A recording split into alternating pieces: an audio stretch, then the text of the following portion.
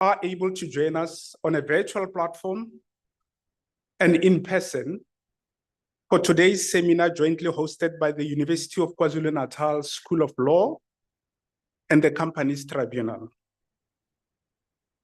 Our seminar of today has a wonderful theme titled The Importance of Alternative Dispute Resolution, otherwise known as ADR, envisaged by Section 166 of the Companies Act number 71 of 2008. My name is Freddy Munyongane, and I call the School of Law as my home. But for now, I have been seconded as the acting Dean of Teaching and Learning for the College of Law and Management Studies. I will not be chairing the sessions today. I will introduce you later to my co-chair. Since this is not our home, all of us, I think it's important for us to ask those who own the place where we find ourselves gathered this morning. And for that, I would like us to connect by video to Professor Michael Kidd, who's the acting Dean and Head of the School of Law, to give an official welcome, and then we will take it over from there. Once again, thank you very much for joining us. Over to Professor Michael Kidd.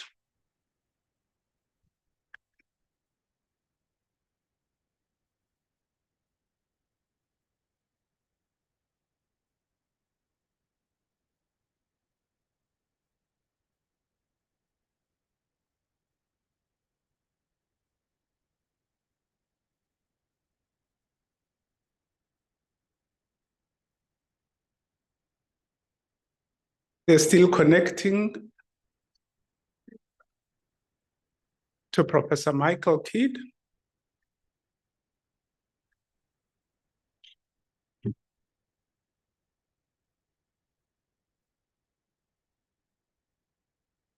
Great.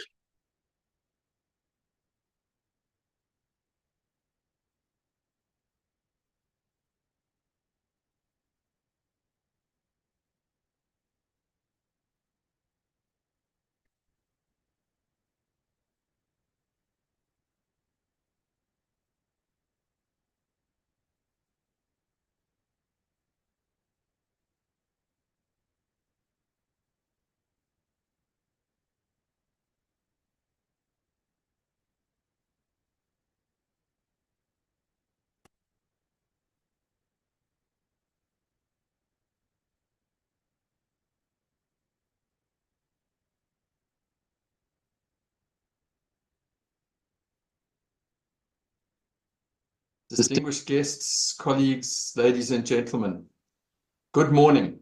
I'm delighted to welcome you today to the University of KwaZulu-Natal, and in particular to the School of Law. Please accept my apologies for not being present, but I trust that this video welcome will be an acceptable substitute.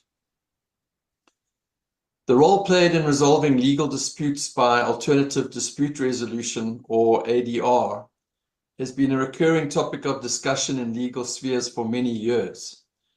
It is well known that litigation is often not an ideal option in dispute resolution due to its expense, the time it takes, and other drawbacks. Explicit provision is made for alternative resolution of disputes arising from the Companies Act's provisions in Section 166 of the Companies Act 71 of 2008. Allowing referral of matters to, amongst others, the Companies Tribunal, which is established in terms of Part B of Chapter 8 of the Act. Today's seminar is focusing on the importance of ADR as envisaged by Section 166. And we are very pleased to welcome members of the Companies Tribunal, together with other invited experts, to our campus to address members of the law school and other interested persons. The law school is always eager to foster links with other entities involved in law operations in South Africa, while also having a keen interest in bringing interesting legal developments and issues to the university community and to the general public. This event meets both of those objectives. I trust that the event meets your expectations, that you all find the program to be rewarding and stimulating. Thank you. Very much to Professor Michael Pitt for giving us that word of welcome. And perhaps I need to immediately also apologize on behalf of the chairperson of the company's tribunal, Judge Dennis Davis. He was lined up to be with us here this morning, but we received a message this morning that he will not be able to join us.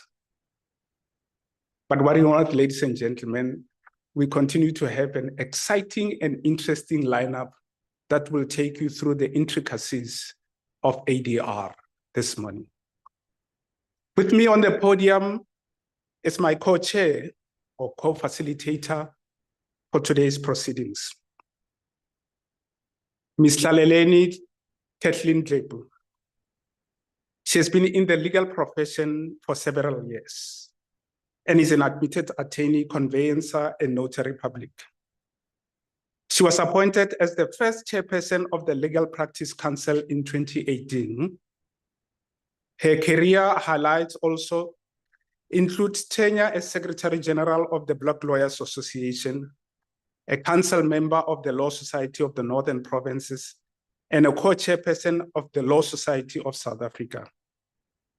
In 2022, she was named one of Courtroom Mail's top 100 most influential women in law in Africa. She also received a Lifetime Achievement Award at the Woza Women in Law Awards and was recently given a special recognition award from the Black Lawyers Association for her commitment, leadership, and contribution to the transformation of the legal profession, judiciary, and the organization. She holds the following qualifications: BProc, LLB, a certificate in arbitration, mediation, and dispute resolution. Ladies and gentlemen, I would like to welcome to the podium Ms. Dlepu. Ms. Dlepu.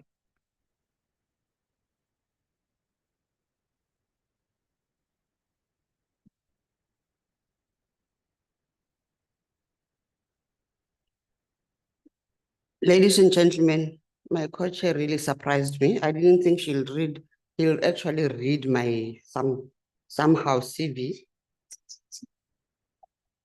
And thank you. Ladies and gentlemen, good morning. As already I've been introduced, I'm a practicing attorney. I love law. And I've been practicing for 30 years. I've trained more than 30 women practitioners, and I take pride in that. But the most important passion that I've now developed is being a company tribunal member. You know, I've learned since joining, being appointed as a tribunal member, you know, it has revived my passion for company law. And we share ideas with a lot of colleagues, experts in company law. And I may say that you see company law alive compared to what I used to read at school. When you are a company tribunal, when practitioners, members of the public appear before you, you get that satisfaction that your contribution is well. When you make a decision, people appreciate what you've done. The process is very flexible. We really accommodate people who are unrepresented, and more than anything, you guide them through the process. Having said that, I'm here with my deputy chair, who's Ms. Mina Mongalo. She'll be here just to take you through why we are here. Mine is just to revive you that it's exciting to do company law. You'll be Once you are a company member tribunal, you would contribute to making South African company law. You make decisions, you create precedents. So we are here just to share with you that we want to be partner with universities, encourage our students to do company law. It's an exciting field. There's an exciting field ahead. It's not a perfect, one of those perfect. We still need to develop it to suit a South African environment. But that's what I am here to do, to make sure that from now on, and each one of us will do their master's or doctorate in company law so that we become the next company law tribunal members. Is exciting. And also, it's a way of contributing to access to justice. Because our people, I mean, courts are expensive, we know that. It takes 2 years to get a date. But with a company tribunal, it won't even take you more than 5 months to be heard and get a decision. So I'm encouraging you to be our stakeholders and make sure that we develop South African company law. Thank you.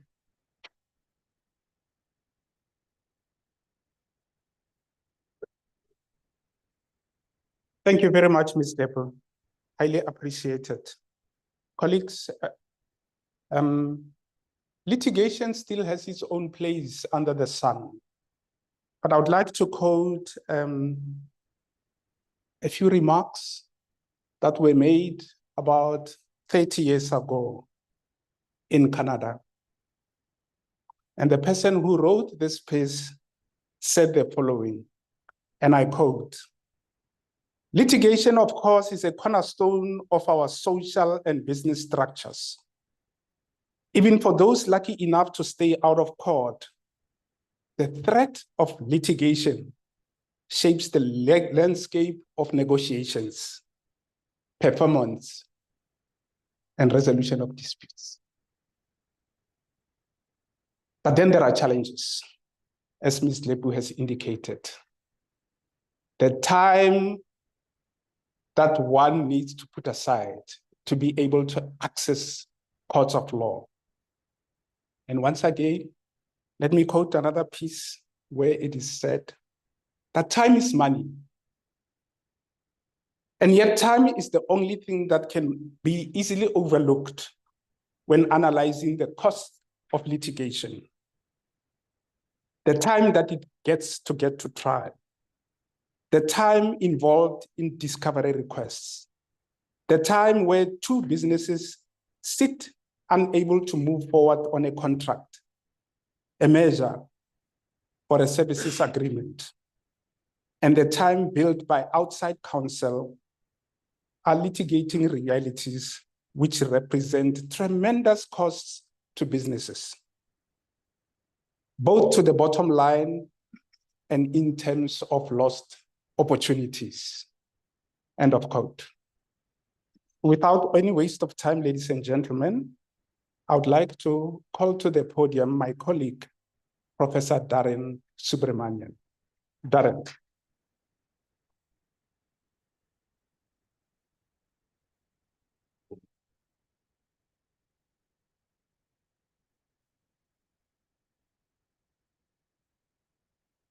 Program coordinators, Professor Imyongani, the Acting Dean of Teaching and Learning at the College of Law and Management Studies, Ms. Klepu, Acting Dean of the School of Law, Professor Michael Kidd, Deputy Chairperson of the Companies Tribunal, Ms. Tong Mangalo, members of the Companies Tribunal,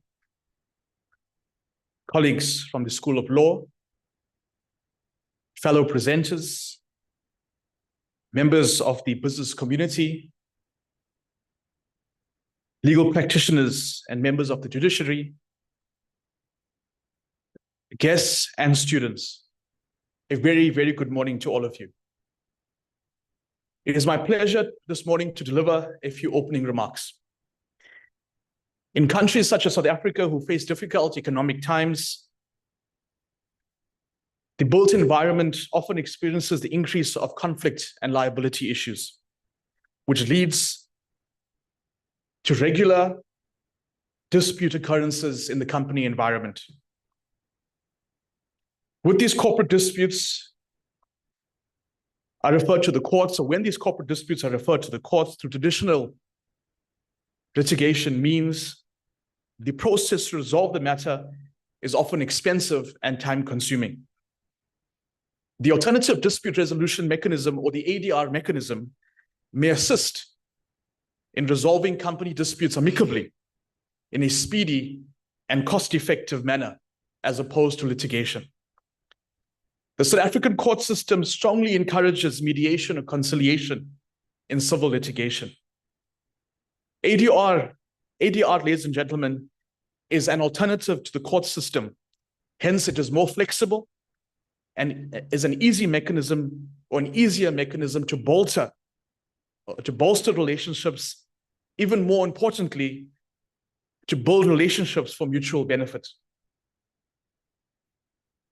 While our court litigation process is characterized by a number of complexities, which includes costs and time consumption, ADR offers the opposite advantages.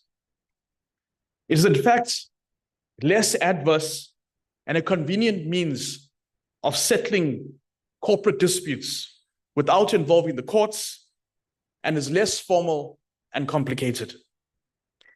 ADR offers and often involves negotiations, persuasions, and flexible admission and presentation of evidence that deals with the subject matter of the disputes without the application of rigorous principles and procedure, which is often utilized by the courts of law. The Companies Tribunal, ladies and gentlemen, is mandated by Section 166 of the Companies Act 71 of 2008 to assist in the resolution of company disputes voluntarily. The tribunal itself was established to facilitate speedy resolution of company disputes in a cost-effective way.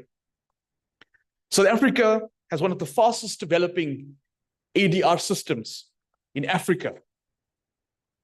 Therefore, companies are urged to save time and money and utilize the company's tribunal service, which is at no cost to them. The tribunal's ADR process enables greater access to justice for both big and small companies, as well as companies of small means, which are often referred to as medium or large-sized companies, who often have difficulty in navigating court proceedings and may not afford the formal court system. In addition, ladies and gentlemen, the ADR process offers cost efficiency benefits. The tribunal itself is an administrative body that, one, has jurisdiction throughout the Republic.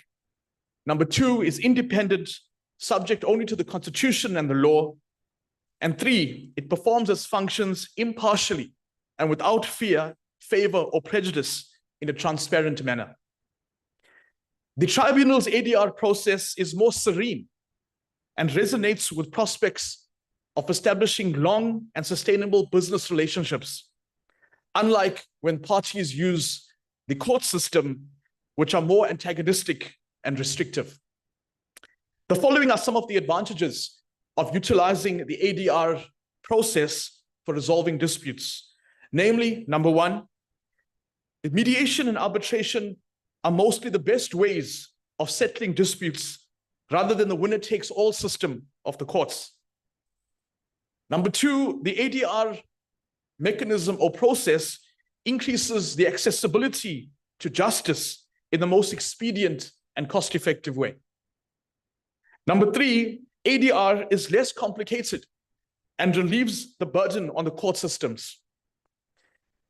The tribunal, ladies and gentlemen, advocates that companies utilize its ADR mechanism as it can positively impact on socioeconomic growth, which is very critical. As you know, as a country faces the prospect of some serious financial challenges and the possibility of recession. And ADR is a mechanism that perhaps, if used correctly, will be able to steer clear of those obstacles. Now, many of the points I've mentioned above, ladies and gentlemen, will be unpacked further in the presentations and perhaps the discussion that we have today. And with this in mind, I wish you a fruitful and enjoyable seminar. I thank you.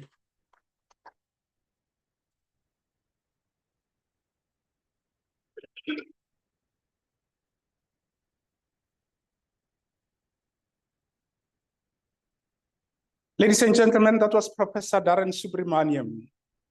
He lectures in the field of commercial law, corporate law, and the law of contract at the School of Law in Pietermaritzburg. He lectures these modules at both undergraduate and postgraduate level. He's also the academic leader for socio-legal studies at the Pietermaritzburg campus.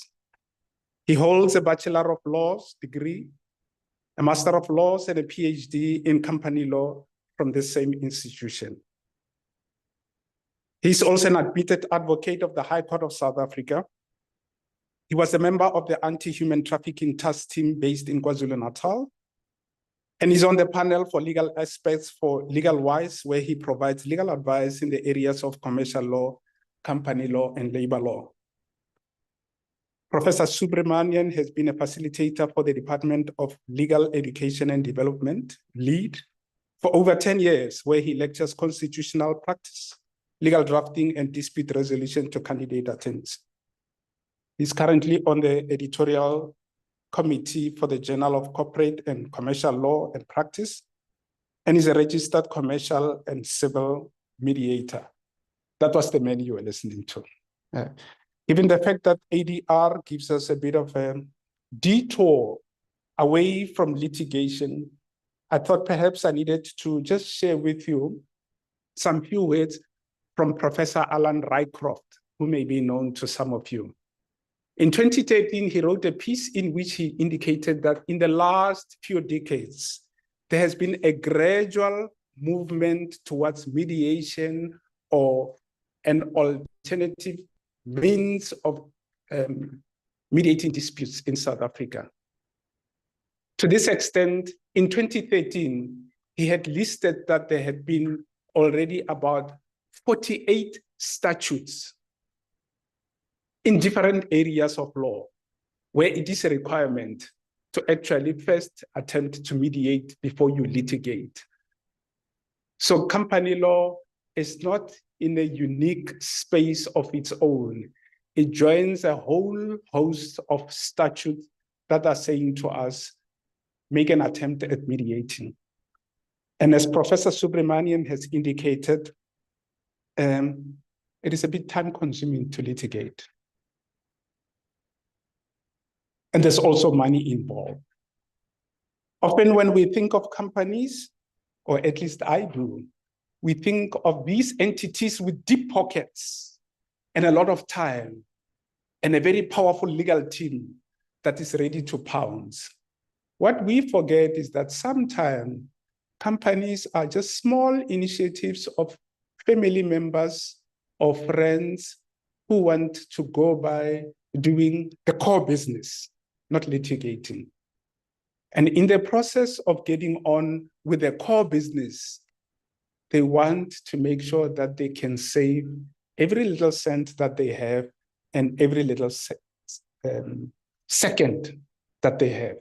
And I suppose that's the direction that the companies tribunal would like to follow. Ladies and gentlemen, now we move to the second speaker of the day, Ms. Mina Tong Mungalo. Ms. Mina Tong Mungalo, the podium is yours.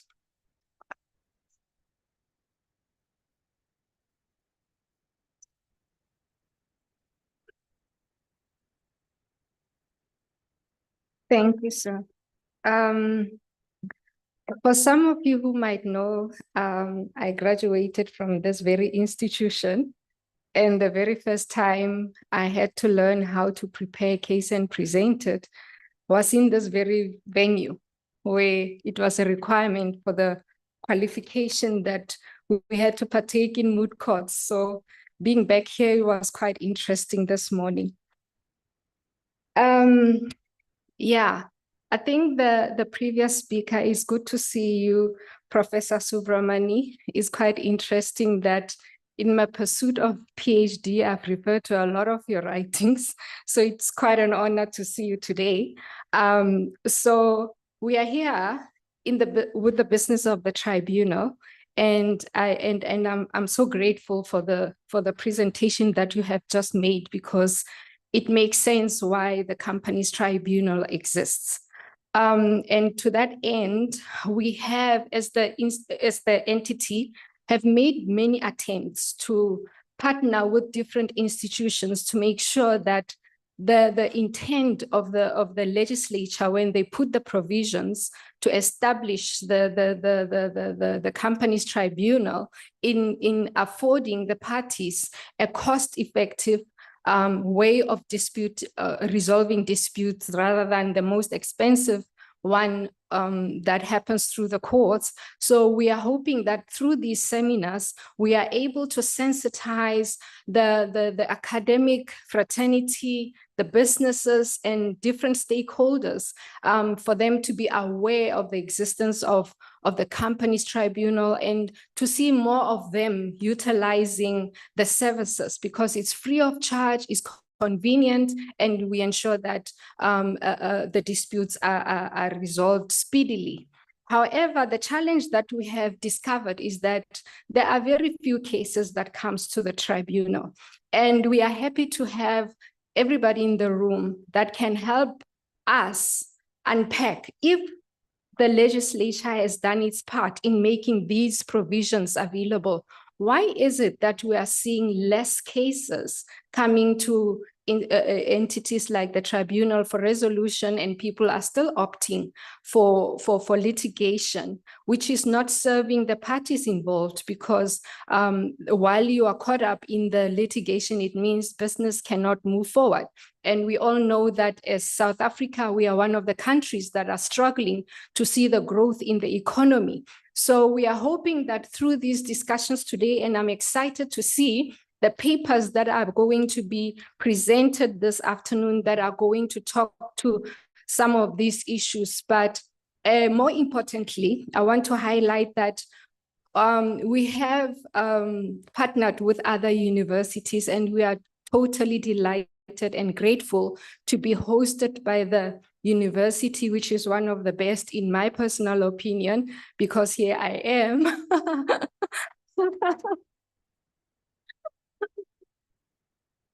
So we have partnered with other universities. You know, the idea is to make sure that this area of law is researched more and more. Articles should be coming out, interrogating the work of the tribunal.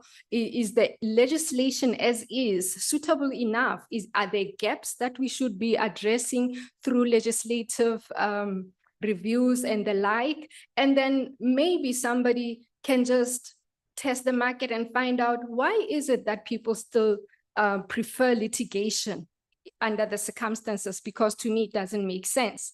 Having said that, we are so grateful that you are here, and we bring sincere apologies from the chair that he couldn't be here today. And as the tribunal, please rest assured that it's made up of people who are experienced when the decisions come before, or matters or applications are brought before us. The decisions are well researched, and then they make sense. We haven't had issues, and we are not likely to have any, because we always make sure that we choose the cream of the crop in terms of the members that are part of the tribunal. And with the leadership of Judge Dennis Davis, we are continuously looking at ways how we can better serve our communities, our businesses, you know, wherever we can. So that's part of that strategy that we are moving forward with today. So above everything, I just want to thank you for coming, for making the time. And I want to implore the lecturers, when you get out of here, encourage your students to keep on looking into this area of law, so we can see more and more work coming out of this space. And I thank you for your time.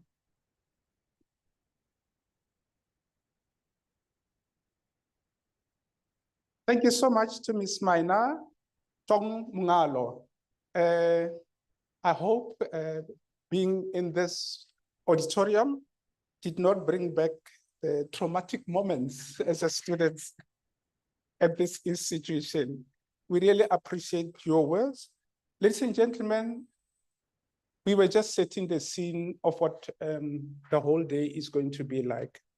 And now we will be moving into the first speaker of the day, who's going to address us on a topic, alternative dispute resolution and access to justice in the 21st century. For that, we will have Advocate Kerusha Pile. She is a practicing member of the Johannesburg Society of Advocates and holds chambers at the Dumanogwe Group of Advocates in Sandton, Johannesburg. She is also an associate member of the KZN Society of Advocates and holds door membership at Advocates Group 2 in Pietermaritzburg. During 2008, Kerusha completed her pupillage at the Pietermaritzburg Bar under the mentorship of Advocate Eddie Lotz, Senior Counsel. She has appeared in various High Court matters in Gauteng, KwaZulu-Natal, the Eastern Cape, and the Free State. She has also appeared in the Supreme Court of Appeal. She has served as a member of the Bar of Council in KwaZulu-Natal and Johannesburg, and a member of the Pupillage Committee in both provinces, and as a member of the KwaZulu-Natal Executive Committees of the National Association of Democratic Lawyers and Advocates for Transformation. She has been elected as the member of the Management Committee of the Dumanogwe Group for 2024. Advocate Kerusha Pile will be addressing us shortly.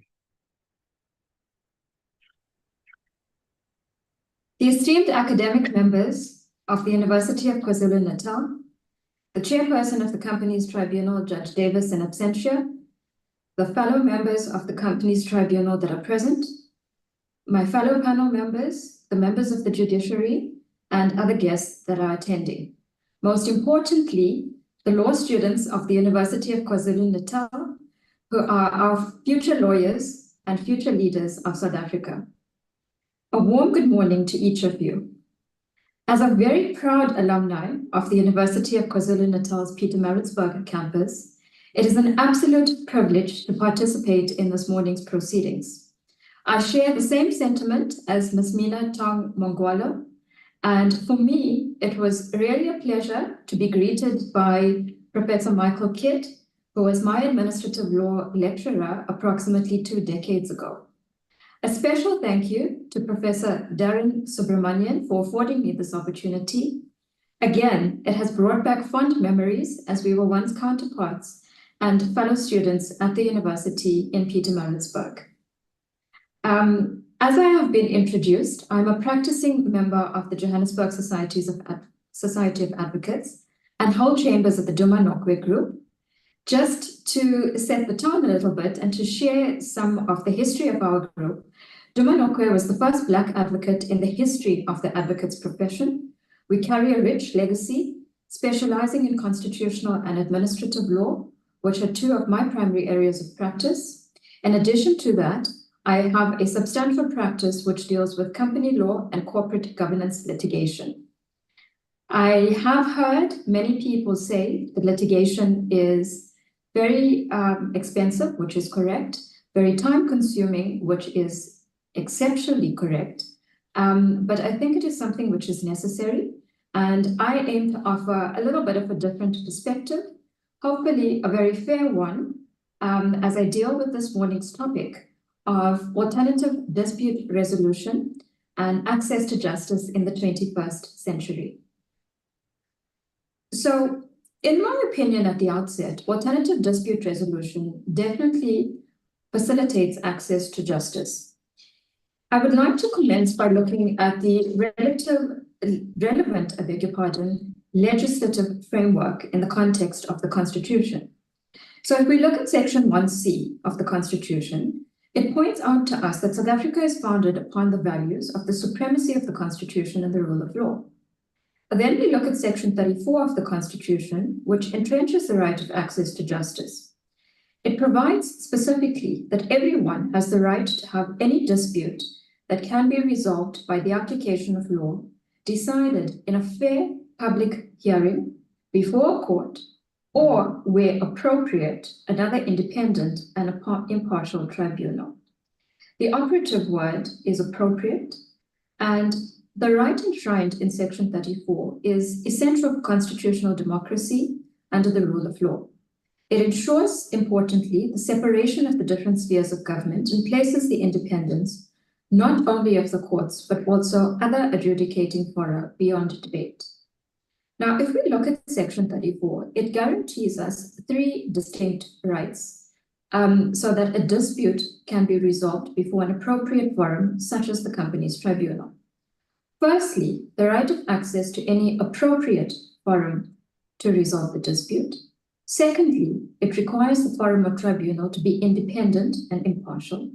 And thirdly, it guarantees that a due process must be followed and entrenches the right to fairness, which ties in very strongly with the principle of natural justice, I beg your pardon. Now, the South African legislature must be commended that since the advent of democracy, there have been numerous steps taken to promote access to justice in terms of the legislative developments of our law. One such example is something which is known to many of us, which is very popular and which is very widely used. That is the CCMA. That is properly established in terms of the labor relations framework to resolve labor disputes by the process of ADR. It's a well-known forum. It successfully enabled many South African employees to resolve their disputes in a very expedient and cost-effective manner. To measure its success, let us look at its statistics. Now, according to the CCMA report for the year 2022 to 2023, 184,075 cases were referred to the CCMA for the year. 92.92% of conciliations were heard within 30 days. Very importantly, 18,196 jobs were saved as employees returned to work. I think the CCMA is an example and probably a projection of how we would like to see the company's tribunal being effectively utilized in time to come. Just like the company's tribunal, the CCMA is an ADR forum which has gained traction because of its cost effectiveness and because of the fact that it is offered as a free service in comparison to the labor court that we have, which effectively is very much more expensive and takes very much longer for matters to be finalized. Other examples of the legislative mechanisms created by our state to enable access to justice by ADR are the Rental Housing Tribunal, the National Consumer Tribunal, and importantly, the Companies Tribunal, which is established in terms of Section 193 of the Companies Act. Now, it's very important to consider some of the legislative provisions that create and regulate the functioning of the Companies Tribunal in the context of the constitutional imperatives I have already discussed. Professor Subramanian, during his address, mentioned some of these.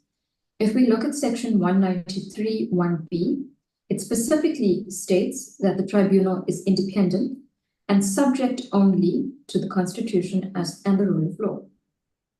Section 193(1)(d) provides that it must perform its functions impartially and independently, without fear, favor, or prejudice, and in a transparent manner.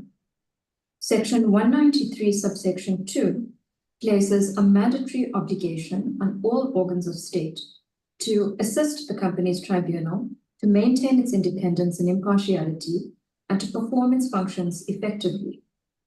Section 166 expressly provides for parties to elect to voluntarily refer a matter to the company's tribunal for not only adjudication, but also for alternative dispute resolution. In terms of this section, if a matter cannot be resolved by conciliation or mediation, it can then be referred to arbitration. and in the event of arbitration, the arbitrator's award is final and binding on the parties. To conclude the discussion of the legislative framework, Section 167(1)(a) of the Companies Act provides that if the Companies Tribunal assisted parties to resolve a dispute, the tribunal may record the resolution of the dispute in the form of an order, and if the parties consent to the order, it can then be confirmed as an order of court. From having briefly dealt with an overview of the legislative framework applicable in the context of the Constitution, it becomes evident that the creation of the Companies Tribunal has been extensively regulated in terms of our legislation. That creates and establishes the Companies Tribunal as a very credible dispute resolution forum. That is important if we consider it from the point of view of the companies that would be inclined to approach the Companies Tribunal to utilize their services. Secondly, it would also be of grave comfort to external investors and those who want to do business with South African companies, because one of the key considerations for these parties is the dispute resolution mechanism that is available in the event that disputes arise. Then I move on to the subject which many have alluded to already. And I think I would start from where our program director has started also. So if we consider where the ADR facilitates access to justice, it's very important for us to consider the South African court system. So again, in the context of the constitutional right of access to courts enshrined in Section 34 of the Constitution, it is a drastic departure, I beg your pardon, from the position that predated the Constitution. Our judicial system has undoubtedly evolved from a system that legally entrenched apartheid to one that has created a more equitable society in many respects. It consists of an intricate procedural matrix in terms of, for example, the legislation, the rules of court that regulate the High Court and the Magistrates Court, and the various other rules that deal with I think it's also the Superior Courts Act that deals with the regulation of the litigation process. And as I've mentioned, it consists of a very intricate procedural matrix. It has also a transparently appointed judiciary and a body of legal precedent that abides by the principle of stare decisis to create certainty of the law and define legal rights. So it is important in as much as it has its drawbacks in the form of being very expensive and being very lengthy, that we have judicial certainty in our country by the judgments that are delivered by the courts and in respect of the matters that are dealt with by judges that are fairly and transparently appointed to adjudicate these matters and dispense justice to us as South Africans.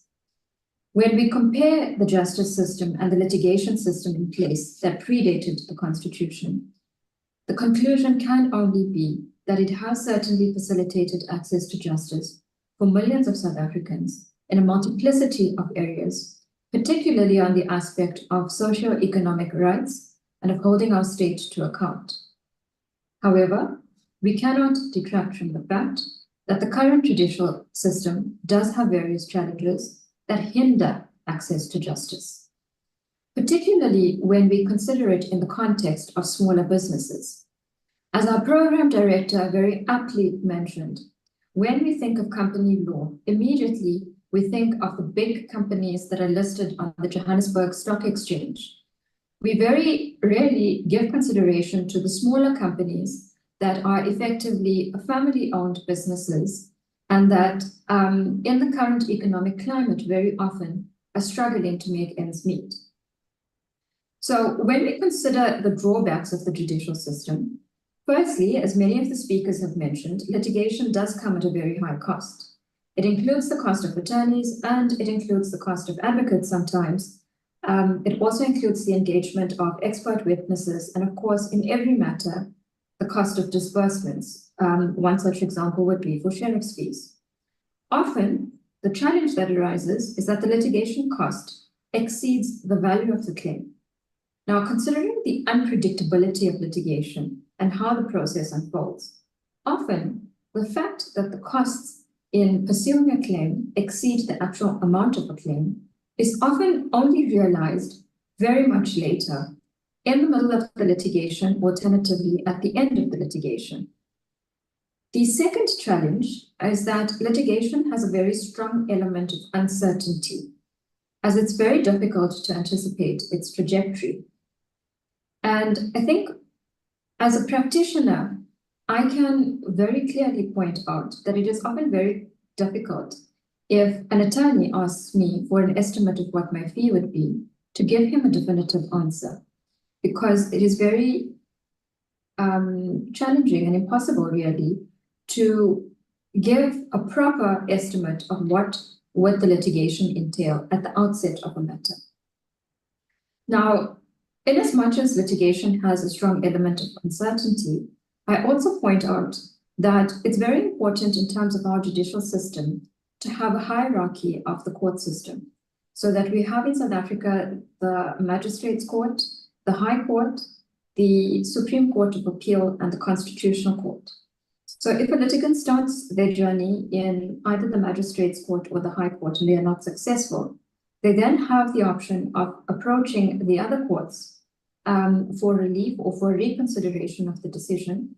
And I haven't considered the statistics recently, but there is quite a number of decisions that are overturned on appeal by the Supreme Court of Appeal and by the Constitutional Court. So it does provide litigants with an opportunity to vindicate their rights. Unfortunately, also, again, returning to the challenges, it is a drawback in the sense that we often find that it's very often abused by litigants to frustrate their opponents and deplete their financial resources. Thirdly, while businesses are engaged in a dispute, as Ms. Mina Tong mentioned, the business must still continue to operate. Often, cases take very long to reach conclusion, and this could have serious detrimental effects on the business continuing. So a very easy example is if we take two companies, Company A and Company B. Company A is a small company, and Company B is a much larger company. Company A has supplied goods and services to Company B, and Company B has failed to pay Company A. So a dispute has arisen between the parties regarding the payment. The challenge that now occurs is that A needs to enforce its rights, but because of the uncertainty of litigation, A is now forced to engage legal practitioners, etc., while still having the challenge of continuing with the business. That definitely is indicative of the power imbalance between wealthier and better resourced litigants in comparison to smaller businesses. Fourthly, again, as pointed out, litigation is very adversarial in nature. I think most people would be able to relate to this. As advocates, our speciality is litigation. By our nature, we are adversarial. We are trained in the art of, as I like to colloquially refer it, leading a war and winning a war. Often when clients approach us to involve us in their matters, it is because they are at the stage when the relationship has completely broken down, when parties have attempted every single avenue to amicably resolve the dispute, and then they now need to take the final step and engage in battle with the other side. So, in as much as it is adversarial, and sometimes it does have the effect of impeding the dispute being expeditiously resolved, alternatively, we often find that disputes are resolved in the court, the steps of the court. I think litigation is something which is a very necessary feature of our law, and that the court and litigation process plays an invaluable role in facilitating access to justice in South Africa. Having said that, I am the first person to definitely accept and wholeheartedly embrace alternative dispute resolution. If we consider the ADR procedure before the company's tribunal, as Professor Subramanian has highlighted, there is a multiplicity of benefits. Some of them are, it is very less daunting for parties because they are very much more easily able to familiarize themselves with the procedure that is governed by the rules. The company's tribunal on the website has a very simple guide that parties can have a look at, read easily, and understand easily. But even though the principle or the procedure, I beg your pardon, is very simple, it still ensures that the principle of natural justice and a fair procedure is followed. That is a very important component of the provisions of the company's tribunal and the establishment of the company's tribunal, because as I mentioned previously, it is a credibly established statutory forum that has the sufficient gravitas to properly dispense justice to the people that utilize its services. There is also a stronger element of certainty as the parties agree on a fixed timetable for the progress of matters from filing to finalization. Often, because there is certainty, the ADR process is much cheaper and obviously much shorter. On many occasions, it has proved to be more efficient and effective for disputes that have a lower value. The statutory establishment of the company's tribunal, as I've mentioned, provides a very credible mechanism, and it complies with all of the constitutional imperatives that I mentioned at the beginning of the address, and which was alluded to by Professor Subramanian. It upholds the rule of law when its regard is held to the relative legislative provisions. I think that is something which I cannot overemphasize and which is very, very important in our current context and in our current democracy. Now, the question that I would like to deal with is the question of whether ADR creates access to justice. And when I answer this question, in as much as we are dealing with ADR in the context of the company's tribunal, I think to really appreciate the value of the ADR provisions and the services provided by the company's tribunal, it is important for us to consider ADR from a very much broader perspective. And when I say broader perspective, there are various other alternative dispute resolution bodies that are recognized and established in South Africa. Two of those that are very well known is the Arbitration Foundation of Southern Africa, which actually started in Johannesburg, about 2 roads away from our chambers, and which has now expanded and is very well supported and recognized by the bulk of the African countries and all of the BRICS countries. The other arbitration forum is the Construction Arbitration Forum, I beg your pardon. And when we consider our economic development in the South African context and in the context of the rest of Africa, there is quite a strong focus on the construction projects and infrastructure development that we see. So both of these forums are examples of forums that provide adequate and well-established forums that dispense and create access to justice, particularly when we are dealing with parties or companies that are involved in disputes and where the parties are from different jurisdictions. Now, some authors have remarked that when we look at conciliation and mediation, they do not provide access to justice. Instead, what they actually provide is access to a process that allows parties to resolve disputes efficiently and cost-effectively, regardless of the justice of the case. Parties often put aside their legal rights in order to reach an order by compromise. On a broader level, it is also important to remember that the courts develop the jurisprudence and the common law. ADR usually focuses on pragmatism and expediency, often requiring the parties to abandon a strict enforcement of their rights. The importance of the determinations made by courts are imperative to create legal precedent and create certainty in our law.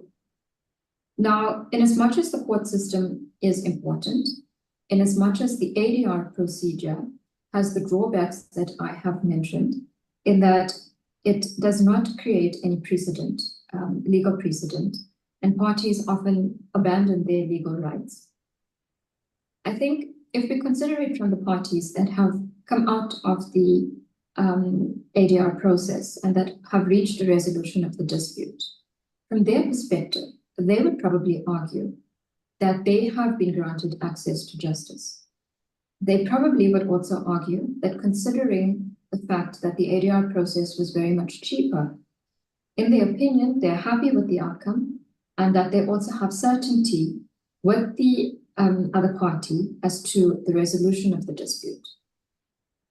Now, if we look at arbitration, which is the final component of the ADR process after mediation and conciliation, it gives the parties an opportunity to more extensively ventilate the issues, to do so on agreed and finite timelines in accordance with a procedure that is fair and transparent. So while the arbitrator's decision is final and binding, the parties in this case willingly agree to waive their right of appeal.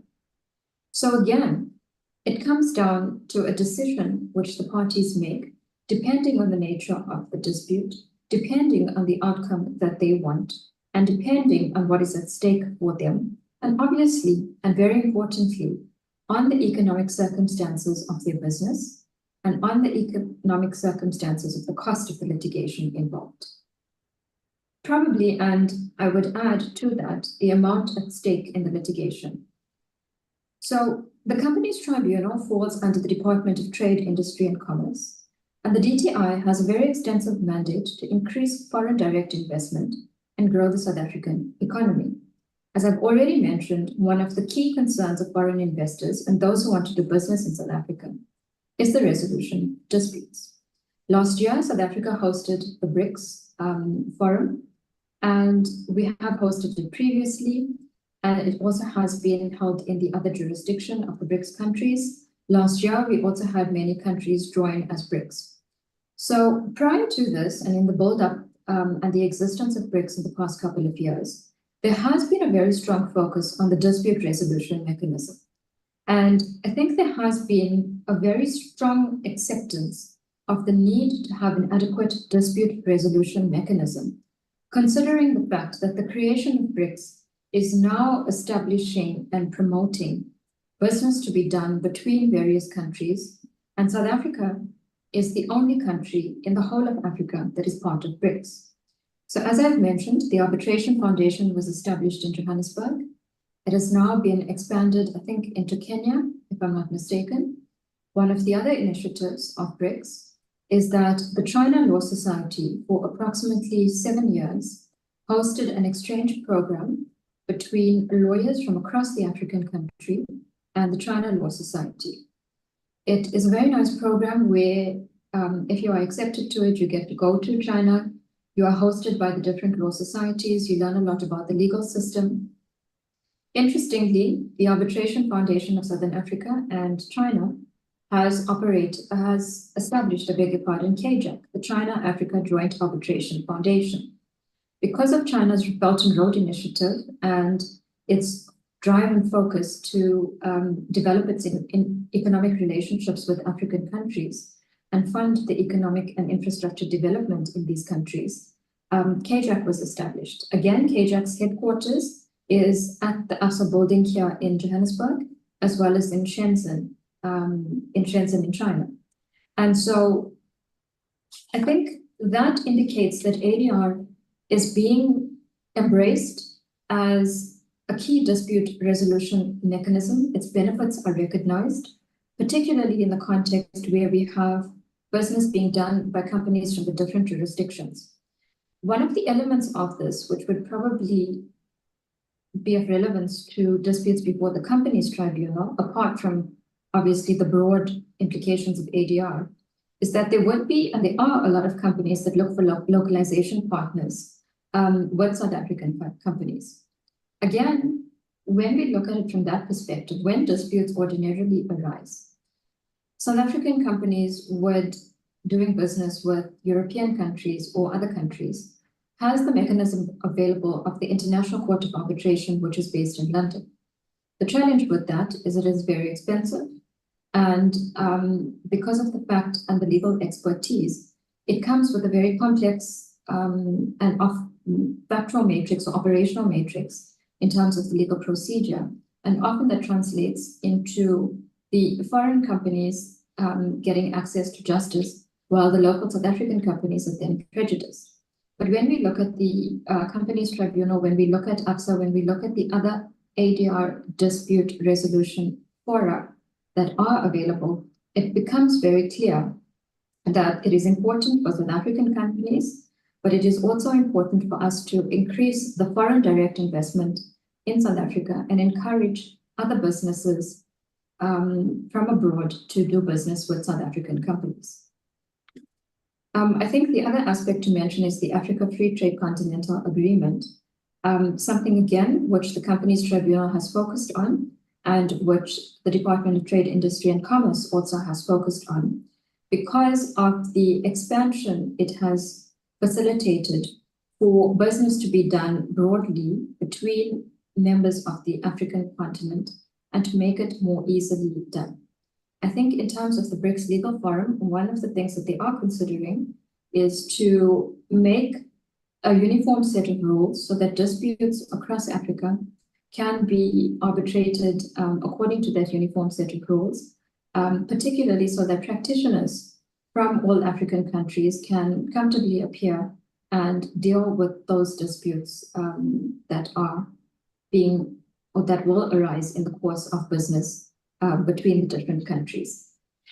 Now, I think in parting, what I would like to simply say is that as advocates, as I like to explain it easily, our job is to develop a litigation strategy for a client. And this is something which differs from case to case, but I think my suggestion is that it would definitely be useful to first consider if ADR is a more suitable option than litigation in the context of a matter that could be dealt with and disposed of between any of the arbitration fora, particularly the Companies Tribunal. It is something that I would very strongly advocate and recommend. Obviously, there would be some disputes that arise in the course of litigation that cannot go before the Companies Tribunal or that cannot be properly or adequately arbitrated even. And there is a need for the court to make a final pronouncement upon it. In that case, ADR would not be suitable, but my parting remark would be that as a practitioner and a litigator, it is definitely something I would recommend to clients because of the various advantages of it, but also I think because it really would, for many clients, dispense access to justice in the true sense of the word and allow them to resolve their dispute, but still come out of it with their businesses intact. Thank you.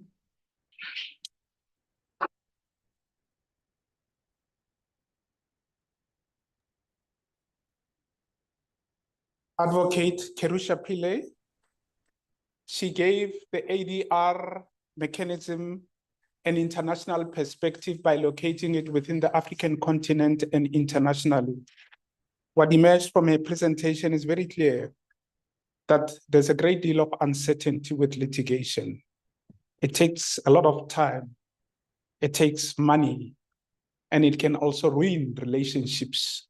And if you want to explore a mechanism that will save you time, money, and also build relationships, perhaps you want to explore ADR. Thank you very much, Advocate Pillay. Now, ladies and gentlemen, we move to the next speaker of the day. That's Mr. Ibrahim Patelia.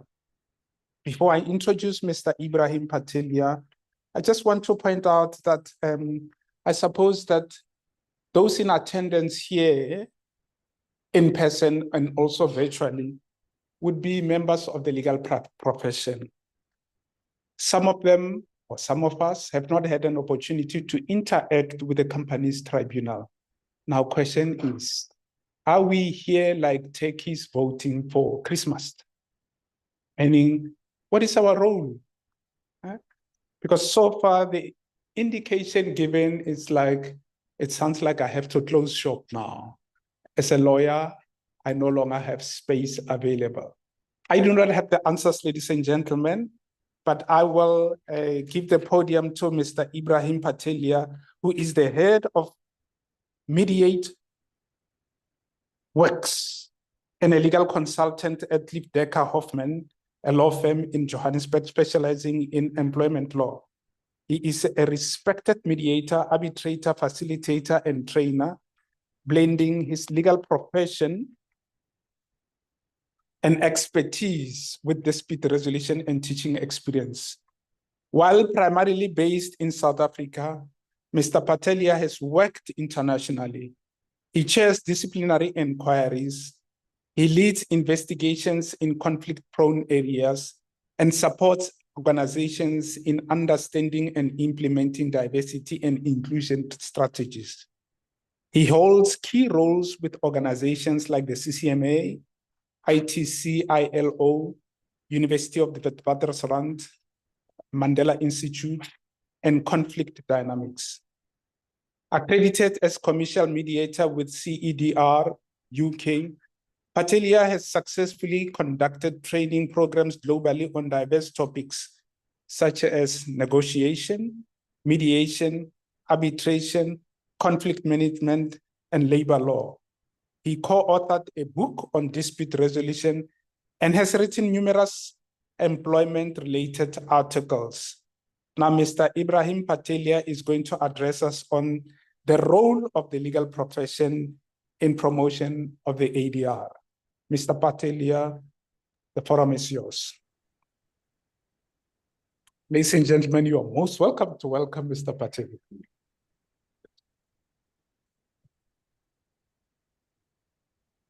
Well, thank you very much, and good morning, and thank you, Program Director. I know there's a long list of people that I need to acknowledge at the onset, but it may just be that I do a disservice. But I acknowledge the eminence and the respect offered to those that are in attendance and those that have set up this particular seminar. I have to thank the Companies Tribunal for inviting me to speak. I suppose the topic is one that resonates with me and resonates with many people that have managed to traverse the two sides in terms of the legal world and then the mediation and ADR world. And often we try and bridge this gap between the two sides, wanting a very happy marriage when both sides are pulling apart often and wanting to be in their own separate environments, and then accusing each of being better than the other. And I think one of the important focus areas would be to understand, from a legal professional's perspective, is that what is not only our responsibility and duties in the space of ADR, but also importantly to recognize that there is a possibility for all of this, whether it is referred to as ADR, court processes and the like, to all equally coexist. And I think this is something that many, most likely in the audience and within the Legal Practice Council and people within universities have been trying to promote for over 10 years in terms of bringing the different sides together in the hope that there will be a consolidation of perspectives and practice. Now, the topic that I think is, and I found the topic quite interesting in that it forced me to try and understand what exactly is my role as a legal professional, and in particular in promoting ADR. Now, I went to the basics, and of course, promoting, it by definition means to encourage people to like, buy, use, do, or support something. In the present context, it would mean to encourage people to like, buy, use, do, or support ADR. Now, this is of particular importance, I understand, within the context of the company's tribunal. And it is a point that I'll come to later on, that a lot of responsibility has been placed on the companies, on bodies like the company's tribunal, to offer ADR services. But from a party or user perspective, it remains voluntary. And then the perception is that what sits in between the user, that's the client, and bodies like the company's tribunal, is an advisor. And that advisor is normally the naughty lawyer that's thinking only about the amount of money that they intend to make out of each matter. And it is a perception and a stereotype, and I'm going to try and break this as we go through. But it is an important focus that we need to consider, is that is there a positive duty on the part of legal practitioners to encourage our clients to utilize ADR processes? Now, the word ADR, invokes the idea that, and I've heard this not only in a year, but in different contexts as well, is that the idea of ADR being alternative to the available and the recognized and the norm, which is the court processes, is an important language correction that we need to consider. And it's a point that I'll come to a little later as to why this is so important. Because language is quite powerful in persuading people whether to utilize or not utilize certain mechanisms. But ADR in itself has been traditionally considered alternative to the court processes, and it included processes traditionally referred to as mediation and arbitration, conciliation, all of these processes that would be outside of any court-related process, in the hope of trying to find resolution to the parties' disputes. Now, of course, I would prefer, and I think a number of people would prefer, the language of appropriate dispute resolution. And that focus is going to tie in with what we think the role of lawyers should be in the promotion of ADR. The word appropriate is something that includes court processes, mediation, arbitration, and all of these which we refer to as ADR processes. Now, the context of this is to really focus not on ADR as alternative to court in one or the other, but within the broad spectrum of available dispute resolution processes, court being one, litigation, of course, attached to that, but mediation, arbitration, conciliation, and the rest of it is included in this broad body of dispute resolution options. And it is this focus that I believe lawyers should be taking in advising their clients, is what is appropriate in this particular set of circumstances. It may seem like an obvious thing, and it is often then left to the lawyers to then, with their clients in consultation, consider the merits of each case, consider the legal options. And it's left to the lawyer to then consider with their client what would be the appropriate dispute resolution mechanism. There is no oversight that takes place. This consultation happens behind closed doors. And it is really dependent on the trust between the client and the lawyer, and that is of absolutely paramount importance. And if the client takes the advice of the lawyer, that's perfectly fine. The other focus is to, in terms of the use of words and language, is to consider what is the legal profession. Is it just simply advocates, attorneys? Does it include legal advisors? Does it include judges, magistrates, and commissioners? Does it include legal academics? And my particular perspective is that when we look at the legal profession, we should take a much wider eye than just simply those that are in the practice of law, that are registered with the Legal Practice Council. There's a greater influence on how we practice by numerous people within this broad spectrum of what is referred to as the legal profession. The lawyers and the advocates, of course, provide a key service in advising at a particular moment when clients, of course, believe that they have a fundamental dispute that needs to be resolved through an extraordinary means for them, and that would be through court processes. Because generally, business people and whatever the dispute may be, whether it's a commercial dispute or an employment dispute, people don't like generally being in court. I know some of you can think of clients that generally enjoy and get the thrill out of court processes. But I think it's important to consider that lawyers and advocates are just one part of a broader spectrum of legal professionals.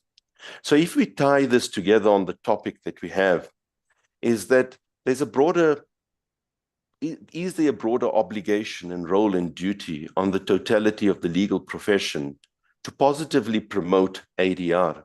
And what is this idea of ADR that we hear? Are we doing ourselves a disservice by distinguishing ADR from court processes? And should we maybe rather consider it within the broad spectrum of available processes? Now, there's no doubt that a lot of work has been done to acclimatize and to make aware in the mindsets of legal practitioners, law students as well, as to the available processes such as mediation, arbitration, broadly, not just within the company's tribunal. The question that lawyers need to ask is that with this knowledge, or legal practitioners need to ask, with this knowledge and this understanding, and with the potential skills that we may have to access different processes, are we in breach of any codes of conduct when engaging our clients? And I know this may well be a contentious topic, but it comes to mind is that is there, when we consider a positive duty, is there a legal obligation on us by virtue of any law or affiliation to the Legal Practice Council to advise our clients in a manner that would consider the broad spectrum of appropriate processes, and then to wisely analyze these processes and then wisely select the particular process? There's a very strong emphasis on voluntariness, and Advocate Pillay has touched on quite an important and contentious topic as to whether ADR, and in particular mediation, undermines access to justice. And it's a point that I'm hoping that I'll come to and touch on a little bit later, because I believe it is a very, there is, of course, a clear answer to this if there's a will to consider the broader spectrum. But within the Code of Conduct of the South African Legal Practice Council, legal practitioners and juristic entities need to maintain the highest standards of honesty and integrity, treat the interests of their clients as paramount, subject to their duty to court, interests of justice, observance of law, and ethical standards of the code and generally applicable, which is generally applicable. Retain the independence necessary to enable them to give their clients or employers unbiased advice. Advise their clients at the earliest possible opportunity on the likely success of such clients' cases, and not generate unnecessary work nor involve their clients in unnecessary expenses. Now, we can read a lot into these obligations that we have and these responsibilities that we have as legal practitioners. And I can make a meal of a lot of these particular points and tell you that there is, in fact, an obligation on legal practitioners out of their basic standards of honesty and integrity and ensuring that the interests of their clients are considered very carefully, and not to consider their pockets when providing advice, in so doing, being unbiased in their advice. And also, potentially, not only considering the merits of the case, but also we have an obligation to make the clients aware of how much will it cost. And it is difficult. I appreciate that. As a legal practitioner, it becomes quite difficult to start estimating cost, because it's the way we, in fact, have become accustomed to charging clients. And maybe there's a dialogue that we need to have in terms of greater disclosure to our clients, because ultimately our clients need to be placed in a position to make an informed choice.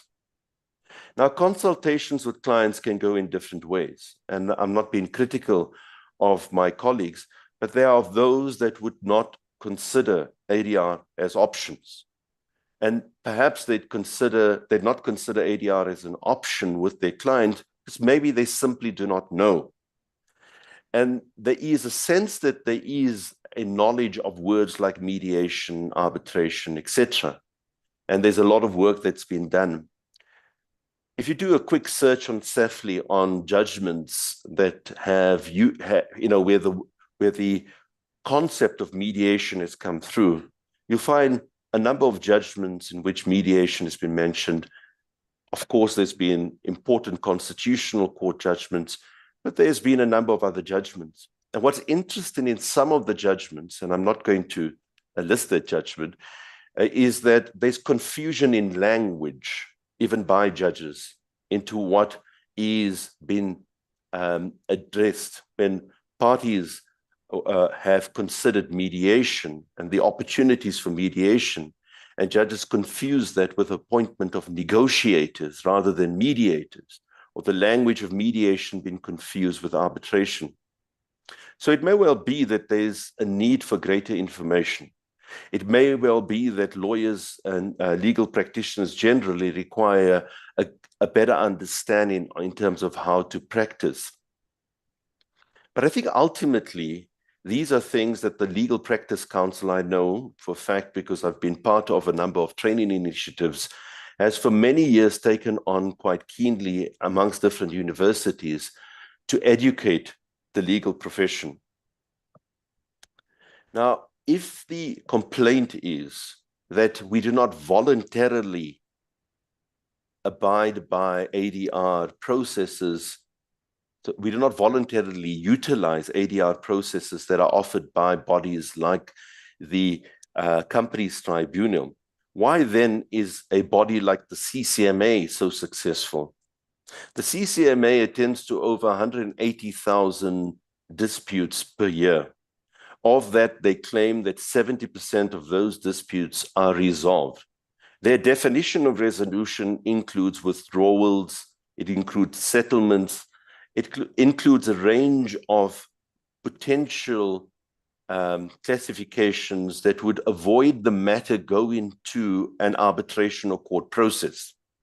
Now, that's still a fantastic statistic, but the difference between the CCMA and the Companies Tribunal is that in the CCMA, conciliation is compulsory.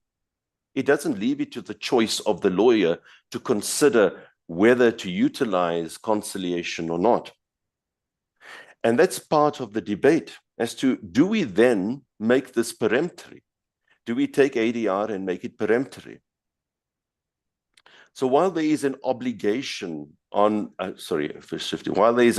while I believe that there's an obligation, an ethical obligation on the part of legal practitioners in the interest of their clients to inform their clients not only of the merits and opportunities that they have within the court system, but also to consider the various ADR processes that are available. And that would be the essence of our obligations as lawyers. This may well be debated. I accept the fact, because it does require a few things. And one of them is judicial oversight.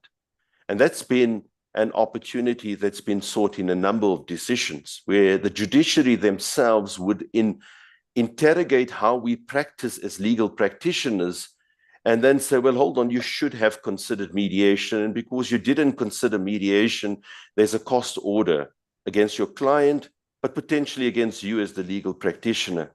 And this is the way some jurisdictions like the UK have gone. We've not taken that route. There's been a softer approach by our courts in scrutinizing the practices of our lawyers. And of course, we've got different rules of courts that have tried to nudge the legal profession and the clients towards ADR.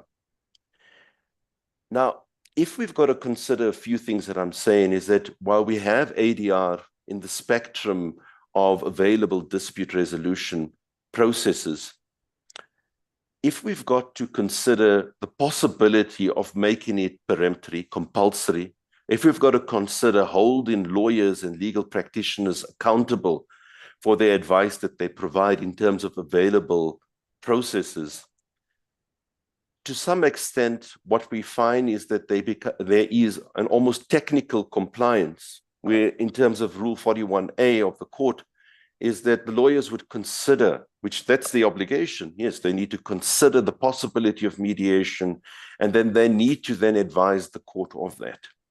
And so they may do so as a matter of formality rather than practicality.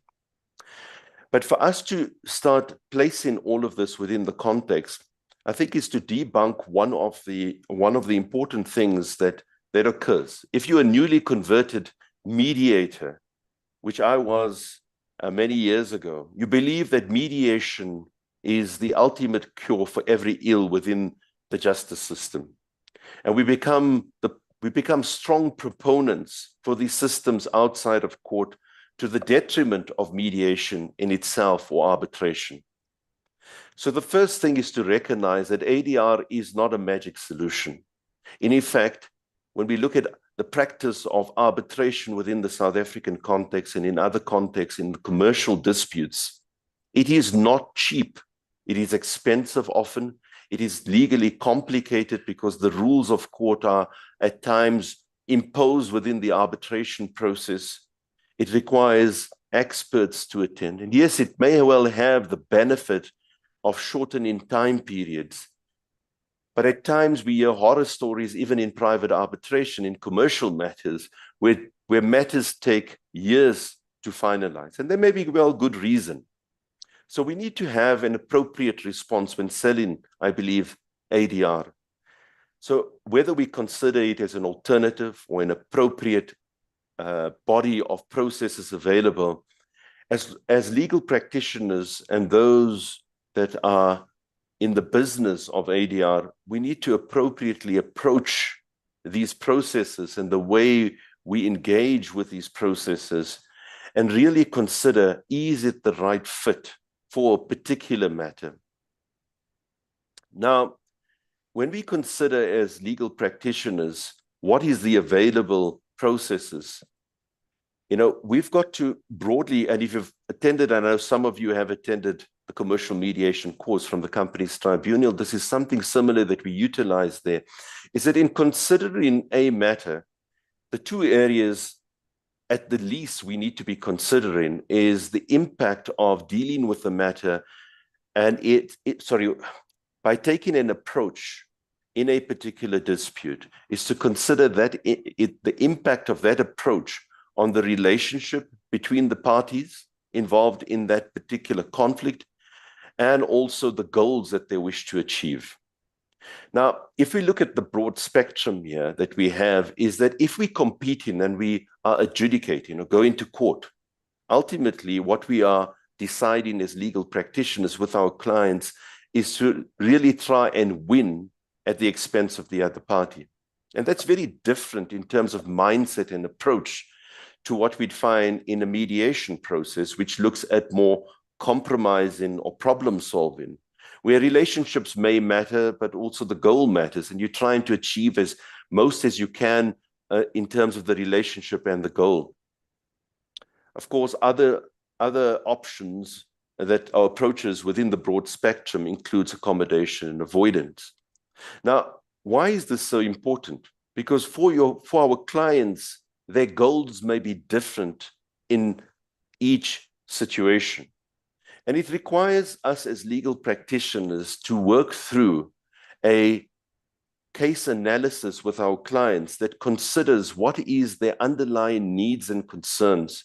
What would they like to achieve in this particular dispute? How will they achieve it? What will it cost? what will be the time, aggravation, etc.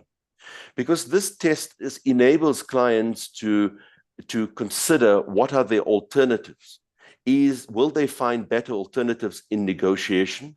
Will they find better alternatives in litigation or in adjudication?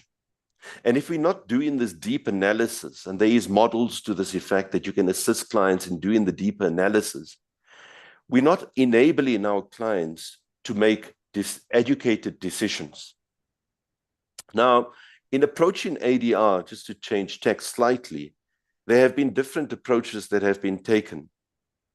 You know, the one is that if you build the systems, they will come. Okay, and I know comes from a famous movie. Or take the carrot or the stick. Should we take that approach? Do we punish lawyers?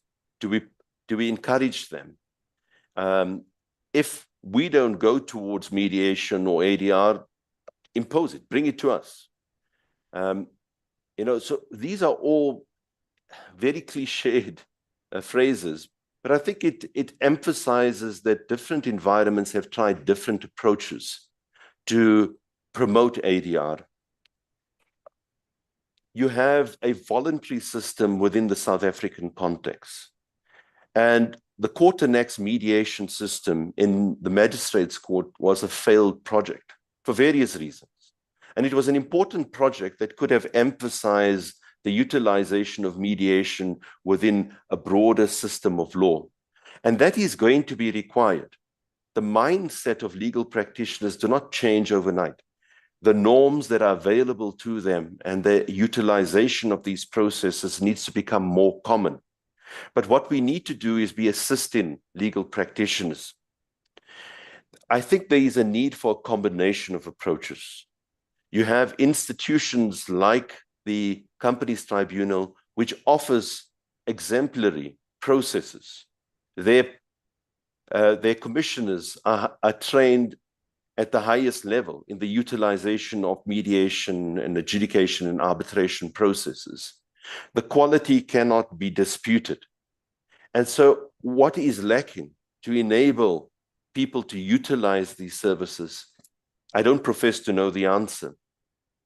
But generally, when we look at some of the mistakes made more broadly, is that we try and become too voluntary in our approach, or we push people to the point where we say, well, hold on, you must do it. Now, I'm more inclined to forcing people, I have to admit. And this model of opting out has been utilized in Italy, where you are opted into mediation by norm, and you've got to opt out as a party. So you have the right to opt out, and you may do so. And it's worked very well in the Italian context in terms of the utilization of mediation. In the UK, just last year, there was a challenge made to judges forcing parties to go to mediation. And what we do know is in the UK, they've got a much more advanced system of integration of mediation within their civil justice system. And what's referred to as the Churchill judgment that was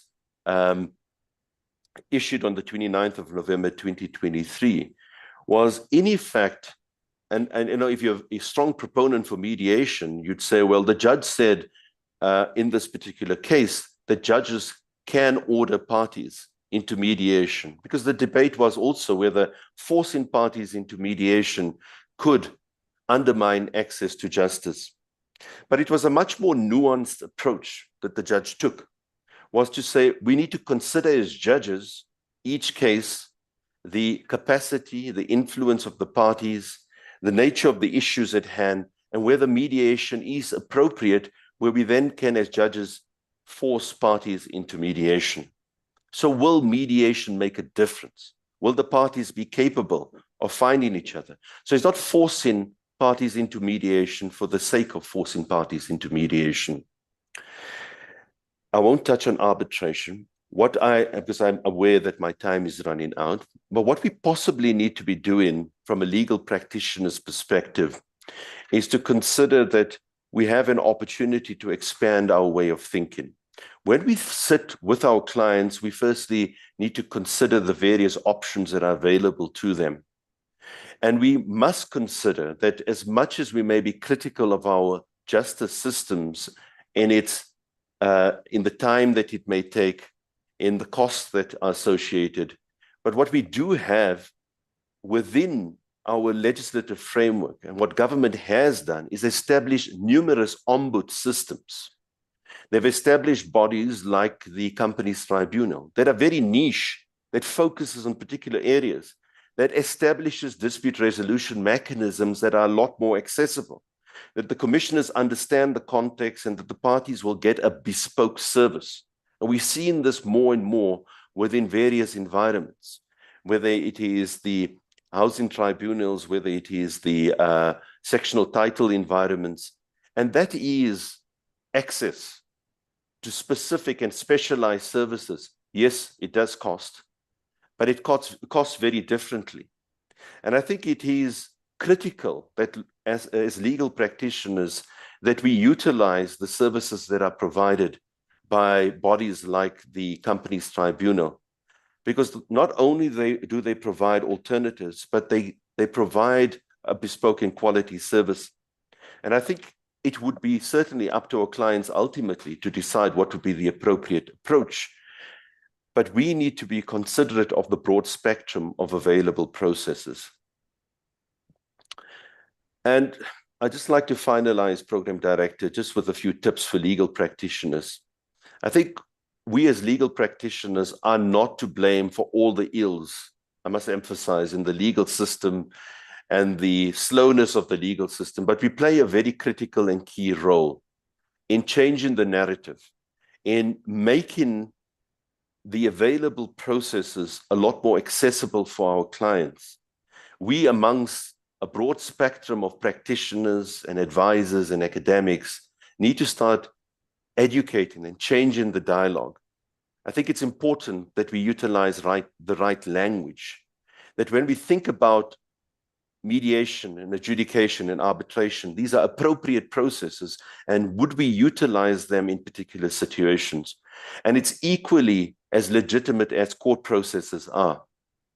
We need to understand each of these processes. What are its benefits and risks? We need to educate our clients in terms of these processes. We need to align the client's needs and interests and what their objectives are in each particular matter to what processes can achieve. And these are important things that as we start learning about novel ways of resolving disputes, we become more accustomed to doing. And ultimately, we need to find solutions for our clients based on mechanisms that will ensure that there's sustainability in solutions. I think there's a lot that we can do in terms of clarity, in terms of our cost. I think there's a whole topic on its own on this. I think there's a need for us to really consider as legal practitioners how we practice and how do we support this. And I sometimes wonder, when I'm quite skeptical about how we do practice as legal practitioners, is that we know things often, and we know all that I'm probably saying often as legal practitioners. And I know this for a fact because a number of practitioners have gone through numerous courses, like I've said. And I was doing some work in understanding the psychology of conflict and bias and how this all operates. And I came across what is referred to, and this occurs in, you'll find this in a lot of negotiation books as well, is there's a non-rational escalation of commitment. It's a bias, okay? And they call it the bias of the mind. And in linking it to the way it is utilized for negotiators, and I'm going to link this to lawyers and end off there, is that negotiators fall into the psychological trap of justifying their prior decisions and strategies. They remain trapped in escalating their commitment to their own detriment. It's also referred to quite interestingly as a competitive arousal. I thought that would be a good word for Friday, a competitive arousal. They get a kick out of competing and fighting. Now, the question I leave you with as legal practitioners, are we really in that space where we cannot see beyond court processes, when there are available processes, are we in this non-rational escalation of commitment where we only know litigation and we'll continue to sell litigation and court process, even if it is to the detriment of our clients? And it's not because we don't know any better, because what this bias does emphasize is that we may know rationally that it is not correct to continue on this path, but we cannot afford in our hearts and from our egos, we cannot afford to change direction because we're so committed to the path. So thank you very much, ladies and gentlemen. I've said a mouthful. My aim was not to give you a complete solution, was to spur some thought, was to encourage change. You can find my presentation if you scan the QR code, and hopefully it will be of benefit to you. Thank you, Program Director, and thank you for the patience in listening to me.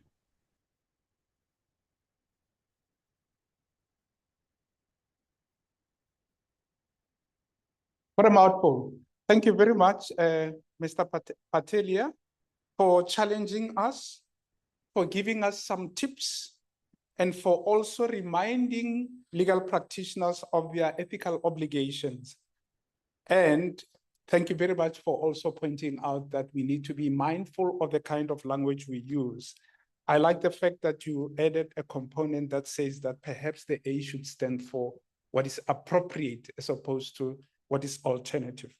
And I suppose that legal practitioners here listening in, you have picked up the fact that we are still very relevant, despite what the Companies Act provisions say about ADR.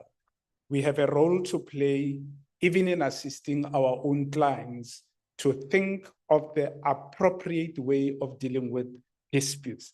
I think that was a very nice way to end it on. Ladies and gentlemen, we have the next, we've been listening and taking notes, and now this is the time to actually engage with what we've been processing for the past few hours. This is our opportunity to ask questions, to comment, and as you do so, please also introduce yourself so that other legal practitioners attending on a virtual platform can know exactly who was here in attendance in person. And I'm not too sure how we're going to facilitate those who are on an online platform. We'll be able to get a feeder coming through, giving us the questions that are on the online platform. Ladies and gentlemen, now the platform is yours. Are there any questions, comments, concerns? Yes, sir.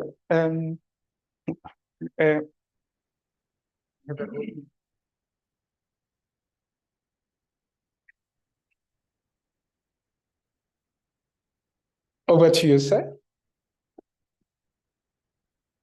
Thank you very much. My name is Kabi Isat. I'm the Commercial Law Director at Garlick and Bassfield Attorneys. I have two parts to my question. The first is, are there any statistics or precedents around, stats around how many cases have been referred to ADR historically since the New Companies Act came into effect? And where is that available? So we can get some idea of the uptake of this facility. Secondly, are there any precedents? And I know there's a big difference between mediations and arbitrations. They're completely different processes. But are there any kinds of reports that are published on actual cases, specifically arbitrations? Because I think with mediations, it's quite hard to publish anything. Apart from any court order that may result from a mediation. And then the third question is, when one looks at the scope for ADR in the Companies Act, there's two large chunks that cannot go to ADR. So anything that must go to the Companies Tribunal for determination is excluded. And anything under the takeover regulations is also excluded. So those are two massive chunks. So can the Commission give us practical examples of cases that have actually been referred to ADR? What are the kinds of matters I mean, are we talking breaches of directors' duties? Are we talking about reckless and fraudulent trading? Are we talking about damages claims? You know, the Companies Act has a vast number of remedies that, you know, we've only really seen in action in the courts. And it would be interesting to know, well, what kinds of cases practically have been referred or are being referred for ADR to the Companies Commission. Thank you. Thank you very much, sir. There's a question here. And I hope that our colleagues from the Companies Tribunal are busy formulating answers to our gentlemen there. Over to you, Dr. Makutu. Thank you. My question, or I would like members of the Companies Tribunal to comment on the assertion that was put forward by Advocate Pillay that though there is efficiency and cost effectiveness, there is a drawback that parties are foregoing their rights when they are engaged in the ADR process, and whether that is the experience of the tribunal. Thank you. Thank you very much. Gentleman over there. Thank you. You're speaking to Sunil Pandey, attorney. I think my question is a bit more simpler than the last two. I think firstly, from a university perspective, what is y'all's curriculum management in terms of promoting this sort of ADR and mediation processes? The second issue is that we've heard much about the process being a voluntary process to go to ADR, or rather mediation of the tribunal. Is that process a singular direction in the sense that the party that initiates it, does that then in turn compel the respondent, for all intents and purposes, to now be part of the process? Or does that respondent say, well, if it's voluntary, I don't need to be entering a house? Because if that is the process, then there'll be a serious flaw in this entire process of it being firstly voluntary, because as an attorney, we can give our clients the gospel advice and save them money and say, no, we've been cautioned, take a safe step, go to ADR or mediation or tribunal. We lose the client because the other side now says, hold on, I don't need to enter your house. And that's the end of the process. The other comment or question I have is that in terms of our High Court rules, obviously, we are required to file the outcome of settlement or mediation before we institute our proceedings. And much of that, as the Mr. Patel has pointed out, that has become more par for the cause as opposed to some process that has properly been interrogated. So, for example, if attorneys are to file that process or the document outcome, that should maybe also appear before some sort of a mediator to say, yes, the attorneys together with the clients appeared, we tried to resolve, and so it's some sort of report before then the court process having then commenced. So it also gives the court an idea as that an independent person has aligned themselves that the process has failed, as opposed to an attorney on either side filing a thing that the matter cannot be settled out of court or settlement reached. Thank you. Great. Thank you very much. I suggest that we run with the first three questions so that we don't lose the questions asked, and then we take the second round. For the first question, Ms. Lepu, shall we ambush you? Oh. Thank you, Program Director. My name is Muzunga Fulpezanishi. I'm a member of the Companies Tribunal since 2022. On the first question, which relates to the issue of stats as to how many matters are coming to the tribunal for mediation and ADR. Importantly, we do have a website where we publish some of the cases we deal with. And one can say in terms of ADR matters, we really receive few matters, one or two, maybe in 2-3 months, but then most of the matters are arbitration matters. Thank you. And the second part of the question about reports and the scope of ADR. Okay, thank you. I would not want to respond to the second part, but I wanted to add what he has actually said. So what we do on the website is that we publish decisions that relates to adjudication. With ADR, we don't on the basis of confidentiality, so we protect that. But I think it's correct to say that so far we don't receive a lot of applications, and that's why we're basically here to actually engage so that we can create that particular awareness about ADR. Thank you. Thank you so much. And the third part about the scope of ADR.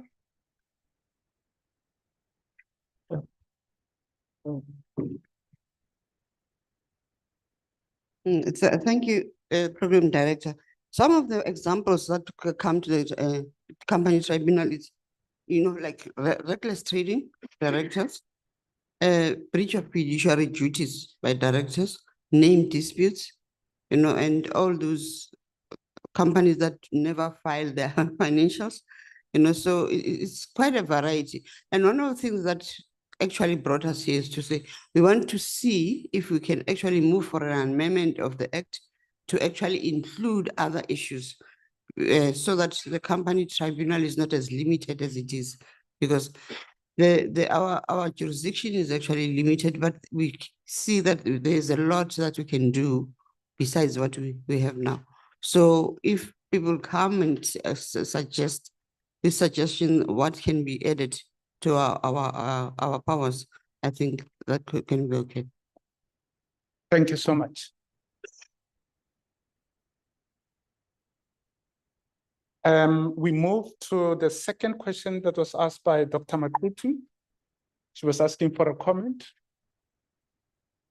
Again, from the company's tribunal. We should request that we repeat the question, please. Thank you. Dr. Makutu, if you could please repeat the question verbatim. Oh, well, the question really related to that submission by Advocate Pillay that while it's efficient and cost effective, parties might be actually foregoing their rights in order to be practical and pragmatic. And I wanted to see whether that has been the experience of the tribunal. Thank you. Do we still have Advocate Pillay? Great. Advocate Pillay? Before Advocate Pillay comes response, remember in the company tribunal does adjudications. Then there's mediation, there's arbitration and conciliation. So parties can choose which one. Adjudication, we adjudicate, we make decisions. The decisions, if you are not happy, you can review them in the High Court. They are in the website. So it's not only mediation and arbitration that we deal with conciliation. There is adjudication, but we are encouraging people, because some of the complaints that come before the tribunal, you actually feel that, it's better these complaints to be mediated. So we are encouraging people to come for mediation, but definitely adjudication is actually what we do on a daily basis. Okay. And we give judgments. Thank you so much. Is there any comment from any of our speakers? Okay. Thank you, Program Director. I think to respond to the question and also to pick up from what Ms. Glepo has just mentioned, in respect of the company's tribunal, Ms. Glepo has quite correctly pointed out that in terms of the powers of the company's tribunal, it is specifically empowered to adjudicate disputes. And I think looking at the statistics, which I had a look at this morning, for the 2022 to 2023 financial year, there were almost 300 adjudications that had been completed.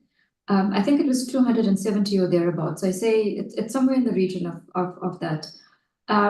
Insofar as the ADR, which is a separate component of it, there were 20. Now, in light of the question and the comment that I made, from which the question arises, when we look at ADR, we have conciliation and we have mediation, okay? And the last step of the process, if conciliation and then mediation fails, would be the arbitration, okay? And so when I said that sometimes companies or some companies, when they participate in the ADR proceedings, what happens is that there is a very much less focus on what the legal pronouncement of the parties' rights are in question. And in ignoring that, sometimes a party that is correct in what they are saying would give way in order to reach a compromise with the other side and to reach a solution that is workable to continue their business relationship. I think that is where the rights are given up, if I could put it very simply. So it does create access to justice, but when we talk about giving up rights, for example, when we look at arbitration, the right that is given up is the right to appeal to other higher decision makers. But that is something which is voluntarily done, which Mr. Patelia pointed out. And so I think we must be careful of saying that ADR is something which or suggests, or the impression is created that people have to violate their rights. I think that is not the case, but I do think that in participating in the ADR process, there is more of a focus on what is pragmatic and how do the parties really reach a compromise. In order to reach any compromise, one has to, but I think both of them have to give up something. And I think that's where it's not really fair to either of them, but it is something that they come out of a situation where there's no winner or loser, but both parties are happy. They're happy that they've been heard, and they're happy with the solution that has come out of it, and that a fair process was followed to resolve the dispute. Thank you. Thank you so much. We move to the third question. The first part of the third question was addressed to the University of KwaZulu-Natal. I'll look to my left. Professor Subramani. Yes, thank you, Program Director. Thank you, sir, for your question. I have a few colleagues here from the School of Law, but I'll attempt to answer it. And Program Director, if anybody wants to add, perhaps they can do so. So we don't actually have at undergrad level a separate alternative dispute resolution module. We try to incorporate alternative dispute resolution in a number of our modules. And specifically, and what's relevant for today is corporate law. So at undergrad level, we deal with dispute resolution, alternative dispute resolution, teaching the students what it's about and the processes involved. We incorporate that at postgraduate level as well in our modules in business law. And then my colleague here, Dr. Makutu, teaches ADR in terms of the labor law perspective as a separate module in the master's module. And then in family law, we deal with it as well. Colleagues deal with dispute resolution, dealing with divorce matters and issues that pertain to children. So although it's not a separate module at undergrad level, as I mentioned, we do incorporate these principles in, and at postgraduate level, certainly a separate module in labor law, but discussed generally in the business law modules. Thank you, Program Director. Thank you very much, Prof. We file. Thank you very much. The second part of the question is addressed to the company's tribunal. I'm afraid I won't be able to capture it exactly the way it was said. Of the tribunal. Is it a one-sided voluntary act in that when I enter, the other party is compelled to enter, or they can elect to say, well, I'm not compelled because it's voluntary, and where to from there and take it from that point? Company's tribunal? I would like to attempt to respond to that one. So what we have seen over the years is that because it's voluntary in nature, it becomes difficult to compel anyone. And that is the real challenge that we're actually faced with as the company's tribunal. So what has happened is that through the company's amendment bill, that is something that is actually being considered. So we're hoping that once that is actually finalized, we are likely going to have it possibly mandatory. Thank you. Good, thank you. Shall we now move to the second round of our questions? Once again, we take three.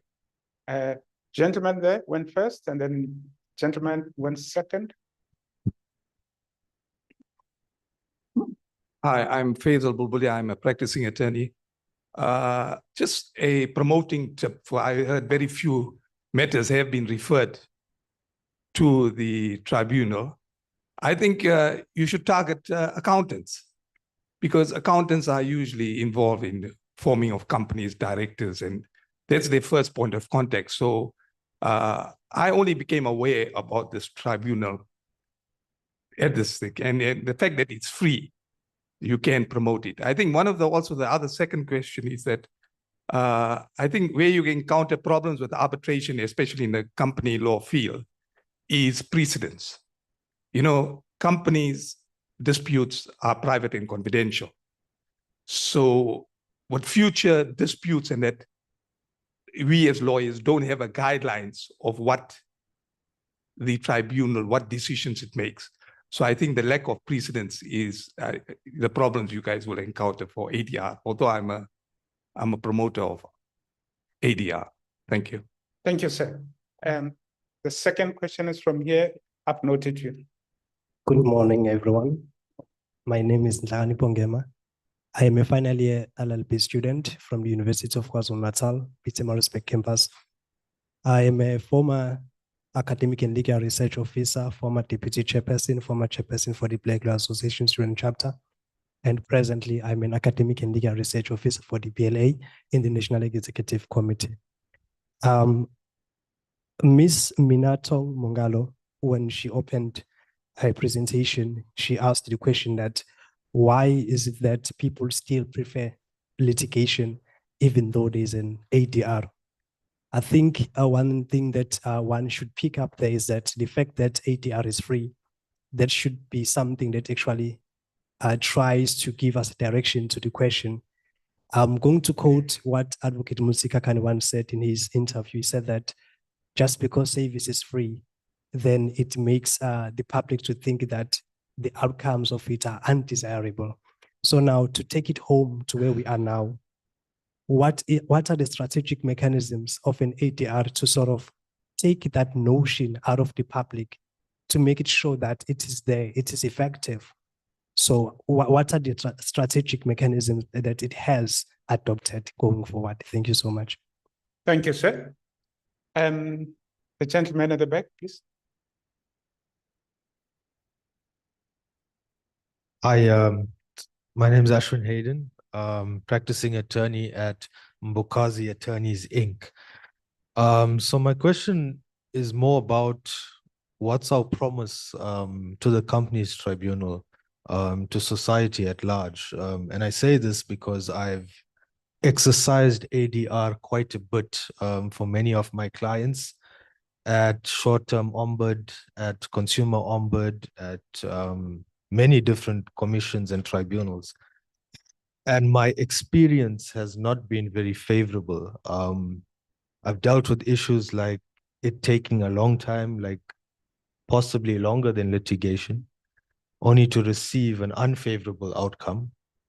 And also the matter being handled by an assistant of an ombud or an assistant of the tribunal without the necessary experience to adjudicate that matter, and then delivering a judgment that on matters that seem prima facie, that is unfavorable. And this goes unrecorded. So for me, it seems like a lot of the matters I've personally used ADR in for my clients were very unfavorable.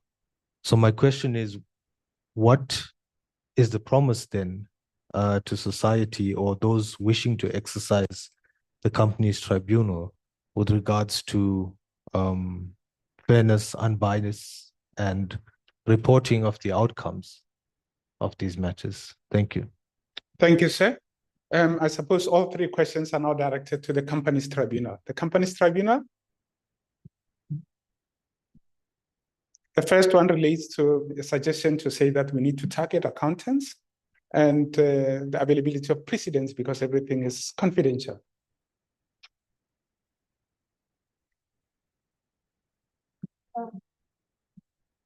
Thank you so much for the comment. I we take note of that, of the fact that we should possibly consider targeting the accountants.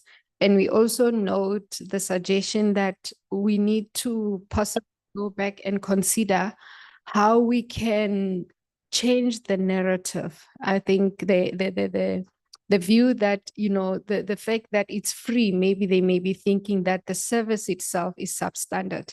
So it's something that we will, as members, have to think in how we can approach that, because on one end, the aim is to ensure access to justice. So if we are going to then be talking costs and all these other things, then it doesn't distinguish us from the courts. So the free service itself is the value that we are adding. It's just, I think, a matter of just getting the word out there more often, and just to demonstrate the work that we are doing more than is readily available to the general public. I think that would be the approach that I suggest. Thank you so much. Can I just make an addition? Oh, yes. Thank you. Based on what has been said here, I think one of the things that we'll do is to make sure that because we've got the statistics, we'll make sure that going forward, we, in our engagement, indicate to say that how many cases were successful in terms of settling those disputes, because I think that is going to be very important so that we can increase confidence in the service of the companies tribunal. So we'll make sure that that is actually highlighted. And you have heard Advocate Pillay when she spoke that she went into our website, she found the annual report. So it means that even on the annual report, we'll need to highlight to say that out of the number that we received, how many were successful and how many failed. Thank you. Great. Thank you very much.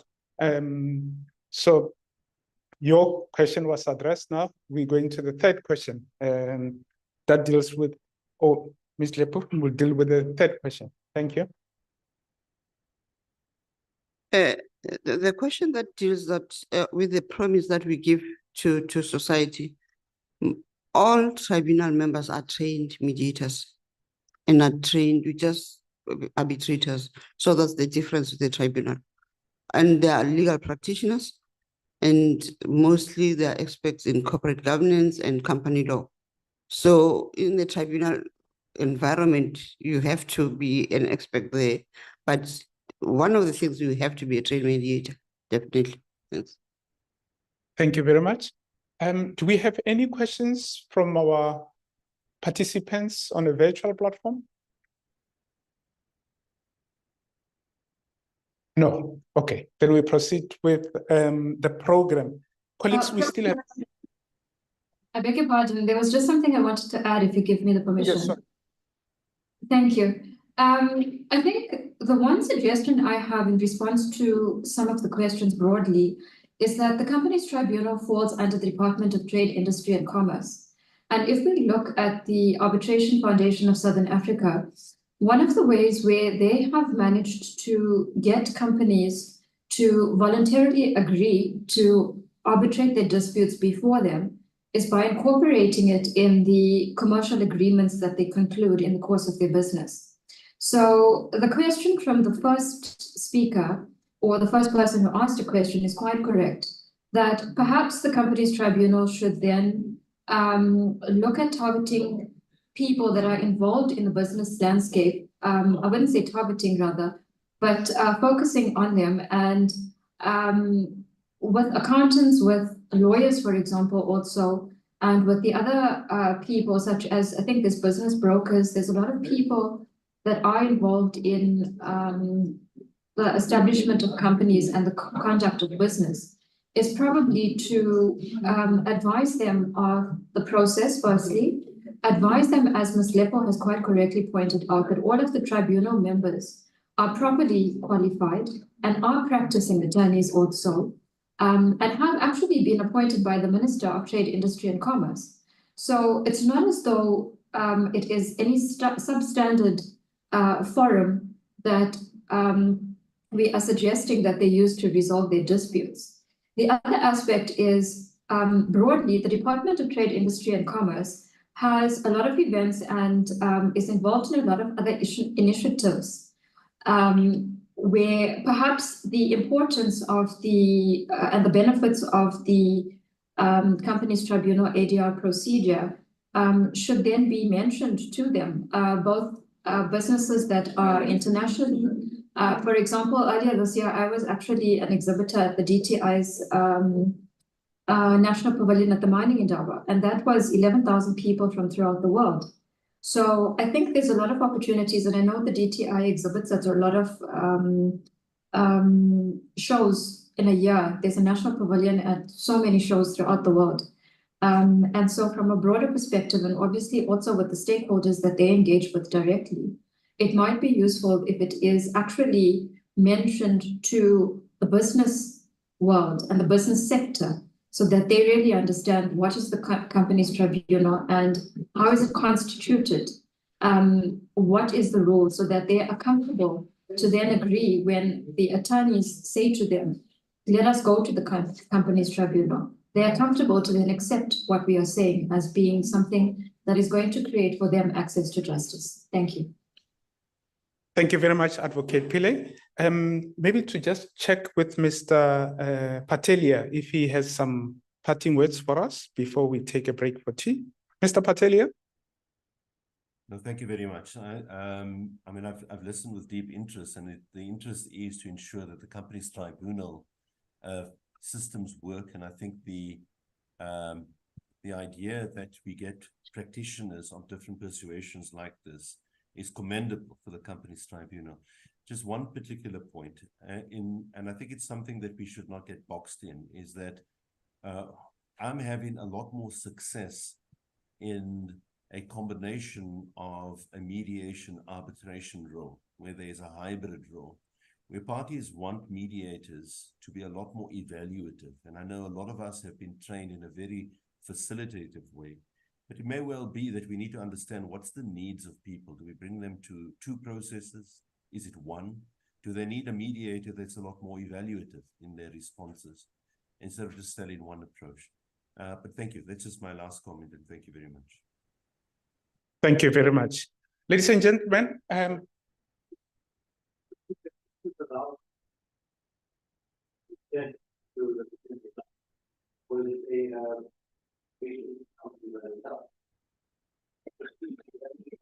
thank you, sir. That has been the elephant in the room. Are practitioners allowed?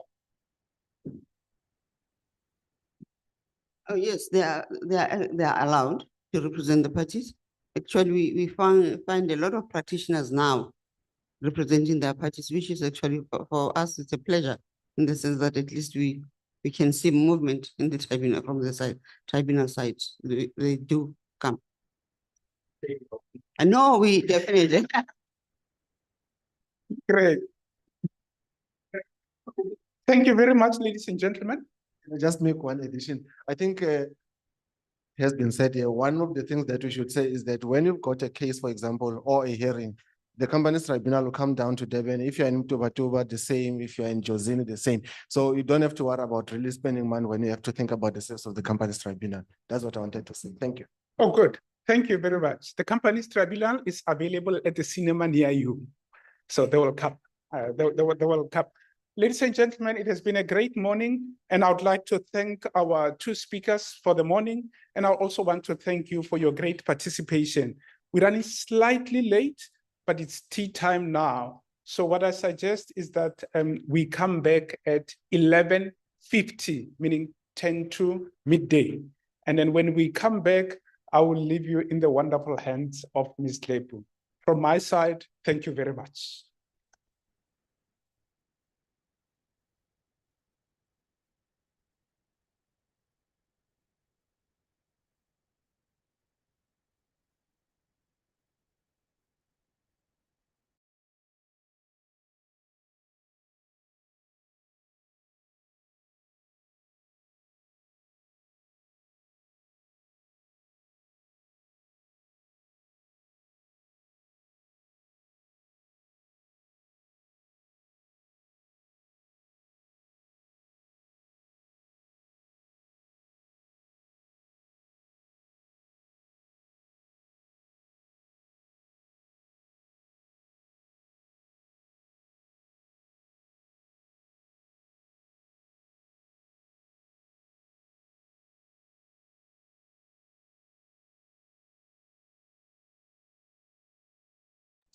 C, I think, sweet C.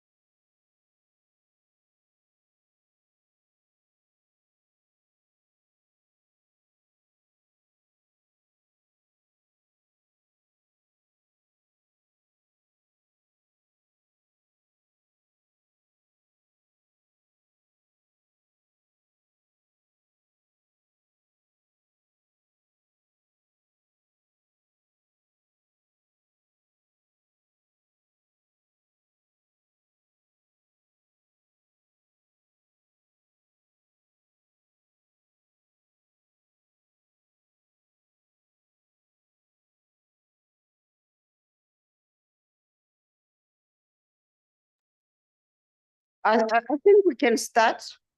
It's almost time.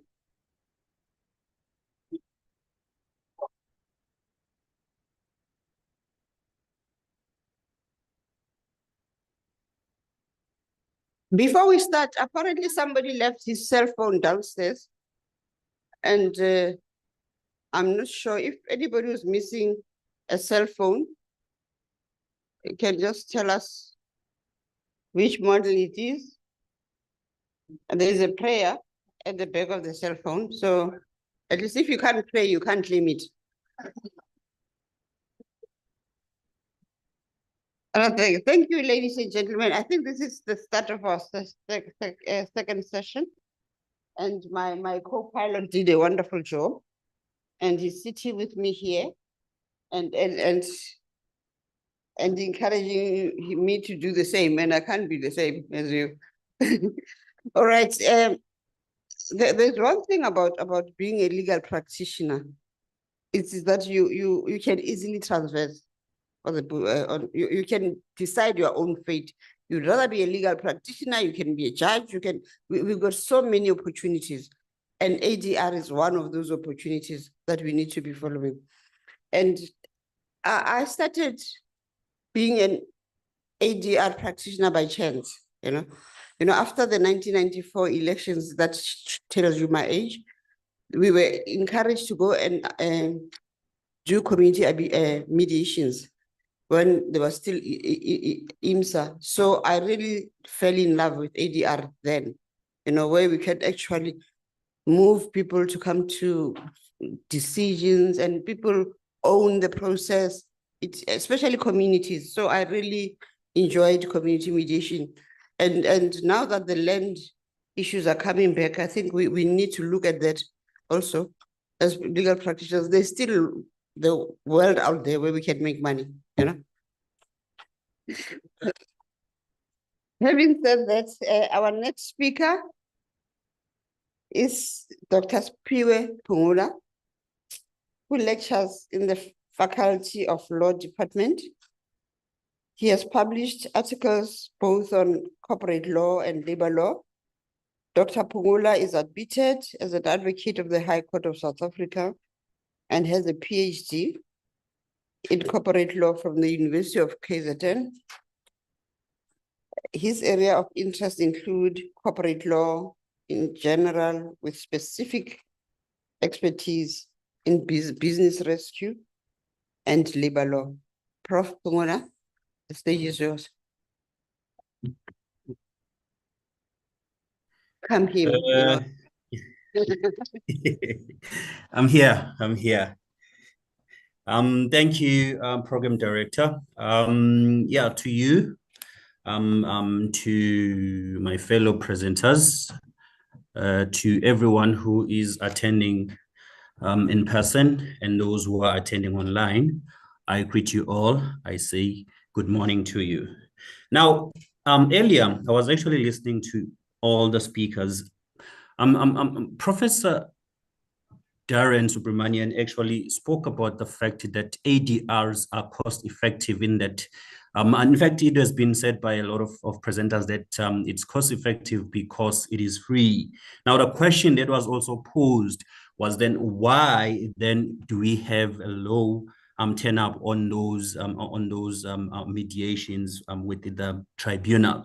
Now, in my view, I think that the reason for that is number one, the fact that there isn't information out there. So in other words, it means that not a lot of people do know about the ADRs. So this is what I'm going to be talking about, to what are actually the specific things that one should actually know when it comes to ADR and the interpretation of the Act. So let me just share my screen with you so that we deal with this. So in other words, what I'm going to be dealing with is the jurisdictional perspective on ADRs and access to justice. As it has been argued before that there isn't much that has been done, or rather the cases that have been referred to the tribunal. And my argument is that it's because of knowledge, which is why I'm saying that I'm going to try and answer that question, interpreting the act in terms of what is it that the tribunal can do or is actually allowed to do in terms of its jurisdiction. Of course, I'm not I'm part of the team of the tribunal, but I was just simply reading the act and interpreting the act on what is it that is allowed that the tribunal may do, what is its jurisdiction, and what matters actually under the jurisdiction of the tribunal. We have heard about the arguments by they say from Gallic and Bosefeld, who was arguing that the takeovers are not part of it, which is fine. So I'm going to deal with the ones that I think, of course, there's too many of them, but because of time, I'm just going to deal with a few of those that when I interpreted the act, I thought that they form part of the jurisdiction of the tribunal.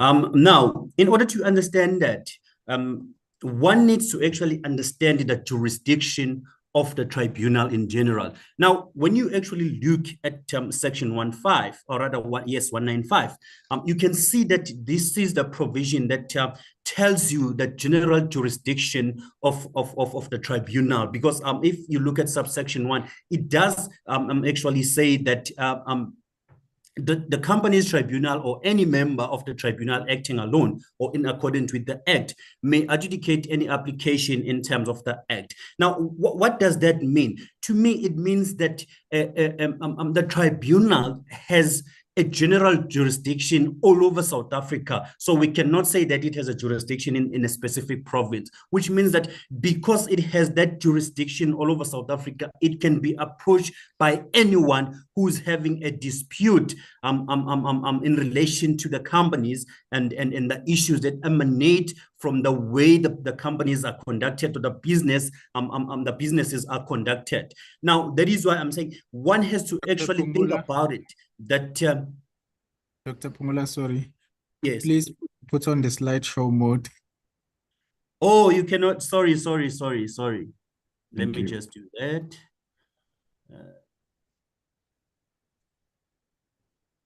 Is it now fine? I'm assuming that it's fine.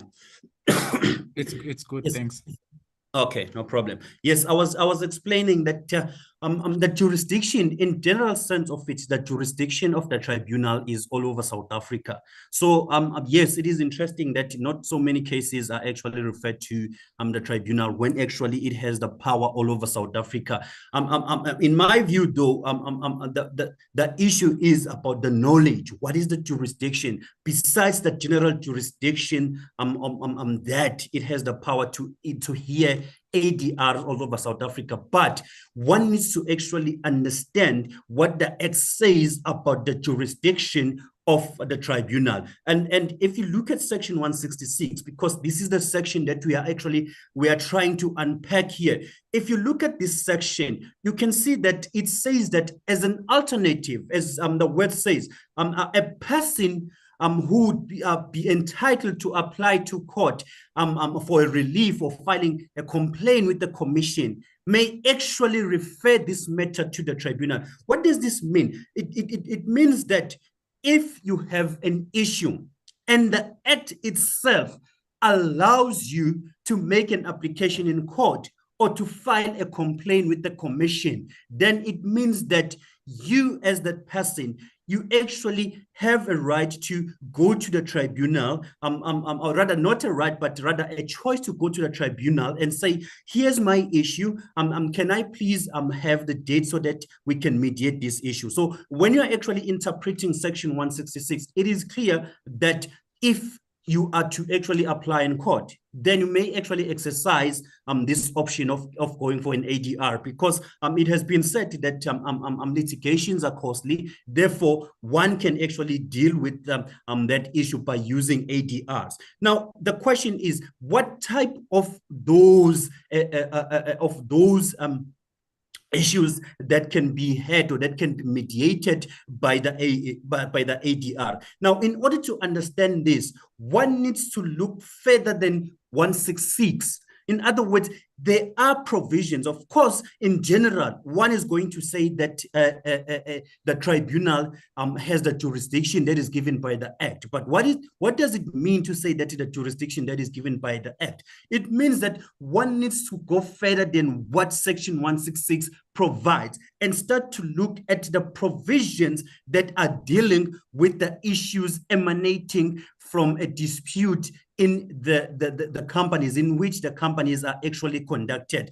And one of them, if you actually look at Section 156, because again, when you actually deal with these issues, there are some matters that are specifically given by the Act that the tribunal may do this. So, for example, Section 156, if you actually look at Section 156, you'll find that this is the section that deals with the enforcement of the constitutions of the company's constitution in relation to its rules and provisions. And Section 156 does say that a person may actually seek to enforce a company's MOI rules by attempting to actually resolve the dispute through ADR. What does it mean? It means that for you to actually go to the ADR, Section 156 allows that you can do that if you have an issue with the Constitution or if there's a dispute with regard to the provisions of the Constitution of the company, which is then, this is why I'm saying that the jurisdiction here sometimes is specified by the Act, but sometimes it is not. And in terms of Section 156, you can see that this is specific, that the tribunal has the power to actually try to mediate or resolve an issue that emanates from the constitution of a company. It may be that the directors of the company or the shareholders themselves having a dispute on some of the provisions of the constitution of the company, which means then that before going to court, one can just simply go for ADR to try and resolve the matter before they go to court. So that is one of the aspect of the jurisdiction of the tribunal, that it has the power to actually listen to the issues that are dealing with the constitution of the company and the enforcement of the rules that emanate from the constitution of the company. That is one jurisdiction. The second one is in terms of Section 160. Now, again, this one is specific.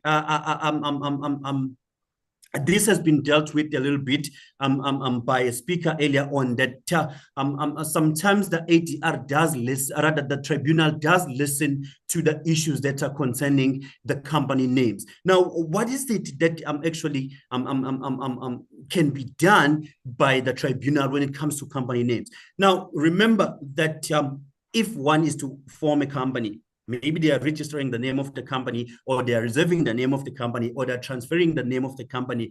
The name of the company must not be an undesirable name. So in other words, this means that the name of the company must not be confusingly similar to an existing name. So in other words, if there's an issue, I've seen cases in judgments whereby the parties were dealing with this issue of a confusingly similar name of an existing company, which means that they opted for going to court, which it has been argued that sometimes it takes long and sometimes it is costly. Now we have Section 160, which actually gives the tribunal that jurisdiction to hear those matters. If there is a dispute that the name of the name that is to be reserved or the name that is to be registered is actually confusingly similar to the name of another company, then it means that the tribunal has the jurisdiction to actually deal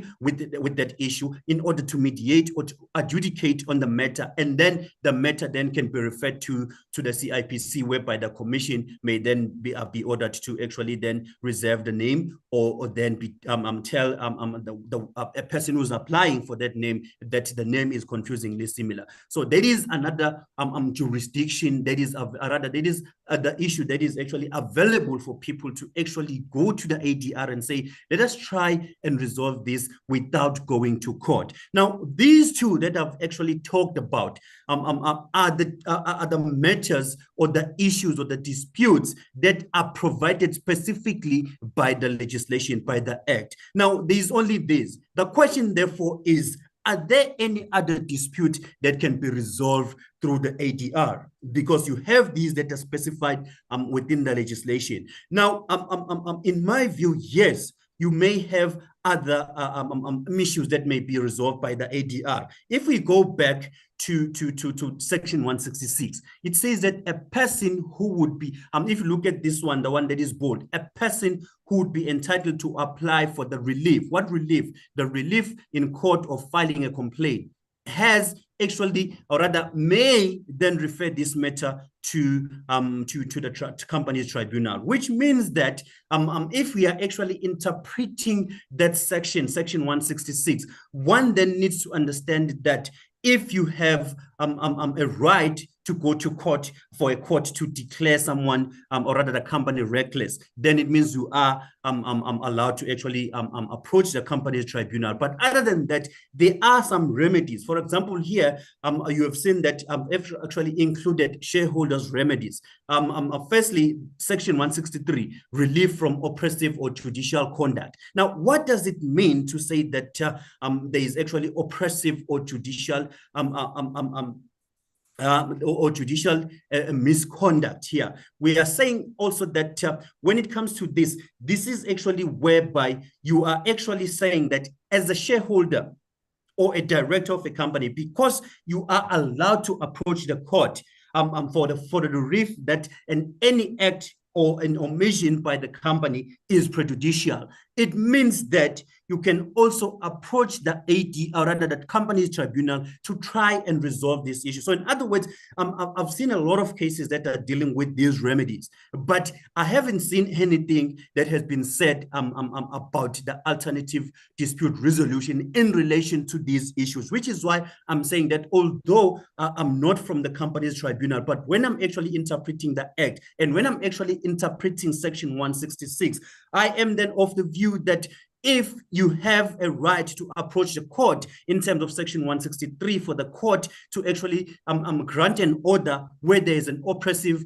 conduct towards the company or you yourself as a shareholder, it means that you can also go to the company's tribunal and try to resolve that issue. Okay, and then another one is this one of section 164, whereby you are talking about the dissenting shareholders' appraisal rights. So in other words, this is a situation whereby you are actually saying that a decision has been taken by majority shareholders, and that decision is actually not in your favor. By saying that not in your favor, and I'm not saying that whenever you are dissenting with other shareholders, then you can just simply apply here. But we are actually saying that if you are of the view that whatever decision that has been made by the majority is going to substantially affect the company and how it actually does business, then you have a right in terms of section 164 to go to court and for the court to determine the fair value, whereby now we are saying that you are actually forcing the company to buy your shares so that you move away from the company. Okay, so now in those circumstances, again, because you have that right in terms of section 164 and section 166 does say that if you have that right to approach the court for a relief, then it means that, again, you can then go and say, I want to go to the company's tribunal so that I deal with this matter of these issues. But the question then would be whether they do have the capacity to then to deal with balancing the value of those shares or not. That is a question on its own. But in terms of the Act and in terms of actually interpreting section 166, one can actually see that then if you have a right to approach the court as a dissenting shareholder, then it means that you can also approach the company's tribunal for a mediation on what is it that needs to be done on that dispute. And then the other one is that of Section 165. These remedies are shareholders' remedies. I'm just talking about shareholders' remedies, but there's a lot. If you actually look at the Act and interpret the Act, you can see that if you are going to interpret Section 166, then arguably you can actually say that different provisions in the Act, which allows you to go to court and make an application, actually then should then be included as an option in the ADR, which means that then also Section 165, which actually does deal with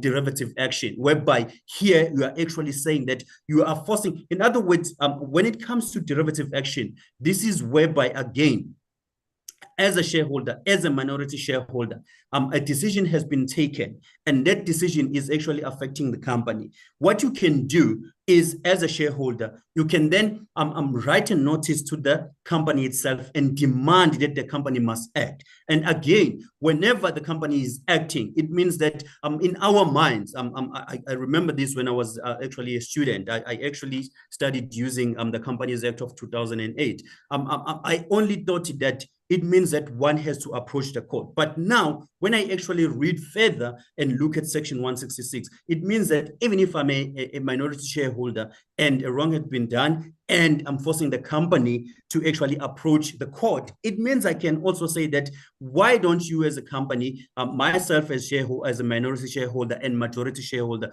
we then approach the company's tribunal so that the tribunal can try and mediate the issue before we even approach the court.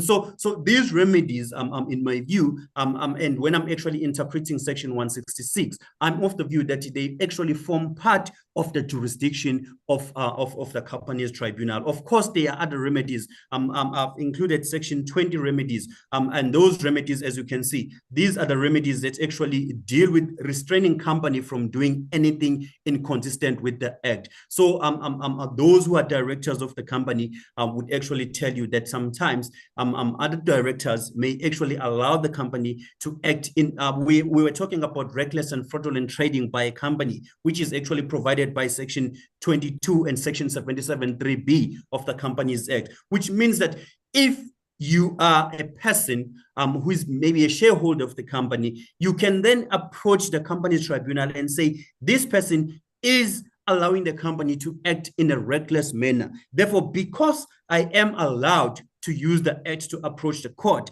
then it means that I can then approach the company's tribunal, because on the interpretation of Section 166, it says that if I do have a relief in court, then it is my argument that I also do have a relief, or rather an option to approach the company's tribunal, so that the company's tribunal may then intervene and try to mediate the matter. So because of time, I did not include a lot of these issues that I'm of the view that they actually fall under ADRs, but I'm actually willing to go further. I'm giving another time in another sphere to actually deal with this, because I'm also of the view that the public at large, the practitioners and everyone, it has been argued that sometimes, in fact, one of the speakers did argue that sometimes even the practitioners do not know that there is an option of an ADR, which means that as academics, as practitioners, in these seminars and symposium, we need to actually go out there and start to lecture people on how ADR work, or rather how companies tribunal works in terms of the ADRs. So with that in mind, I'm just going to leave it at that. I can see that my time is up, so I'm going to leave it at that. But these are some of the disputes that I thought I should share with you guys in terms of the ADRs and how the companies tribunal should actually be dealing with the issues. I thank you.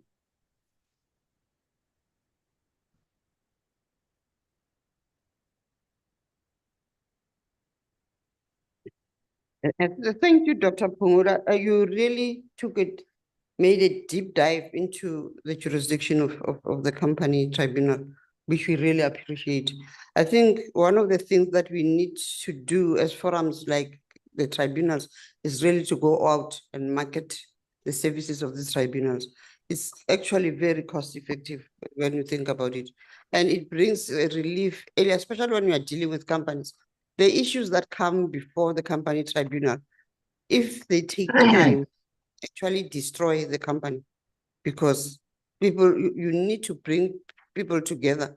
The beauty is that within the company tribunal, they come for adjudication, but at the same time, you can actually say, why don't you mediate?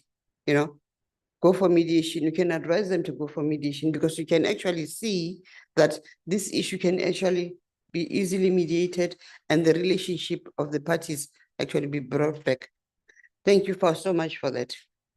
The next speaker that we are going to have is one of our own. He's the former chairperson of the company tribunal. He's Dr. Chikte, an academic at Wits University, where he lectures alternative dispute resolution, labor law, commercial law, business enterprises, law and constitutional law. He was admitted as an advocate in 1999. He studied mediation and negotiations and was a visiting researcher at Harvard Law School. He published extensively in accredited South African and international law journals. He presented conference papers in a number of countries, including India, Malaysia, Greece, England, and South Africa. He co-authored a number of books, including Mediation, Negotiation, and Arbitration, a practical guide to dispute resolution in 2014, and Appropriate Dispute Resolution in 2015. Thank you, Dr. Chite. Please, we welcome you, and just give us a talk. Thanks. Thank you very much. Good afternoon, everyone. Thank you to the host and to the former presenters. Been asked to talk on. Just share my screen.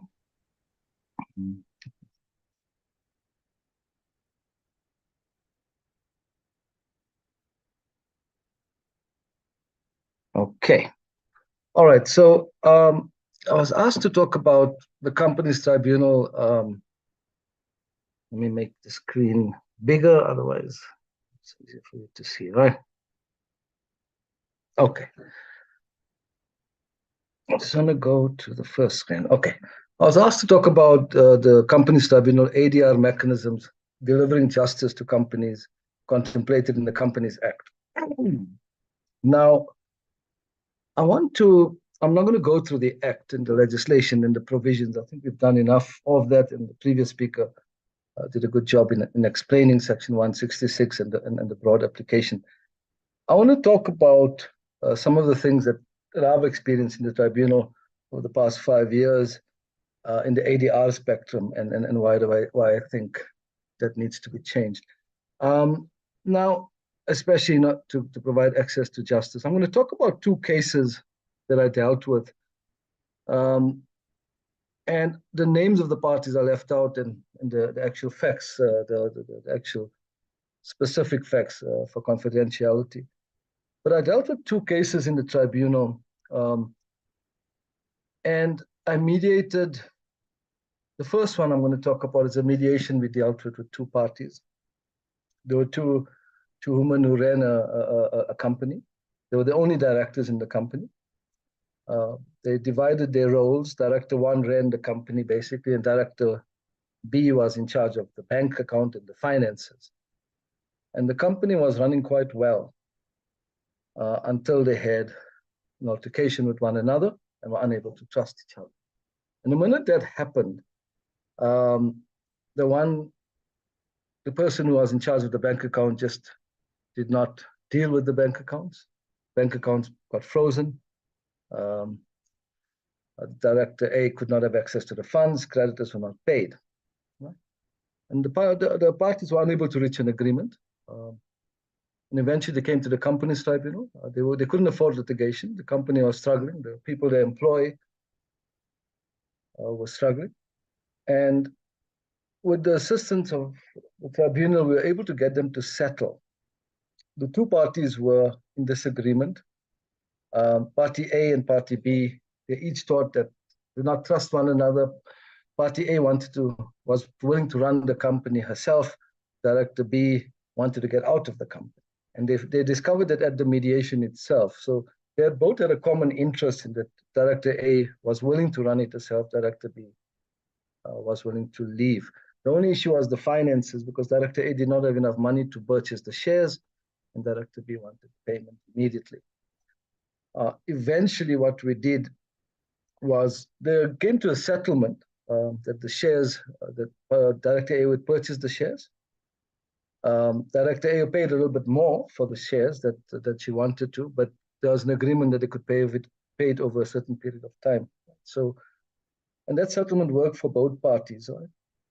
While Director B did not get full payment, she got a high amount over a few months, and while Director A did not get the price that she wanted, she was able to benefit from paying it over time.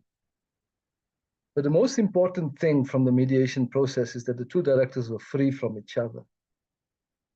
They were not subject to the psychological trauma of litigation or the continuance of a defective relationship. And I think that's important to understand. And sometimes money is not the only thing. It's the trauma that one experiences through litigation or through a continuance of the conflict. Now, I want to compare it to another dispute that we dealt with. In scenario 2, we had 2 directors who were previously married to one another and had a child together. And they were in a dispute with one another.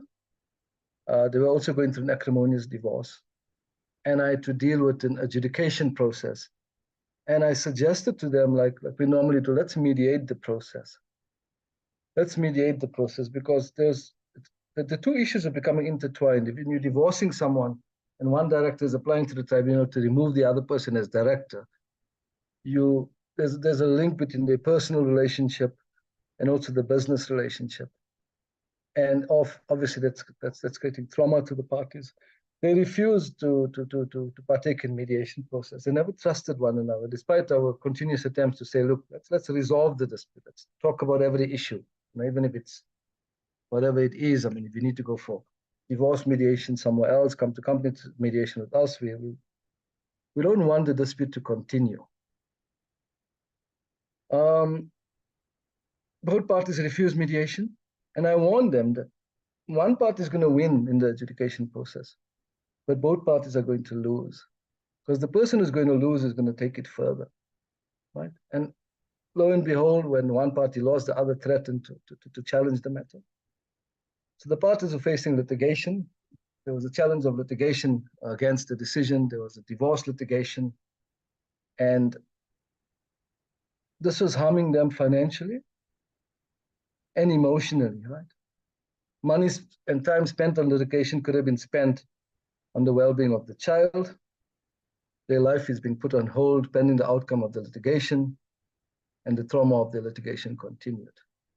So the two scenarios are very different.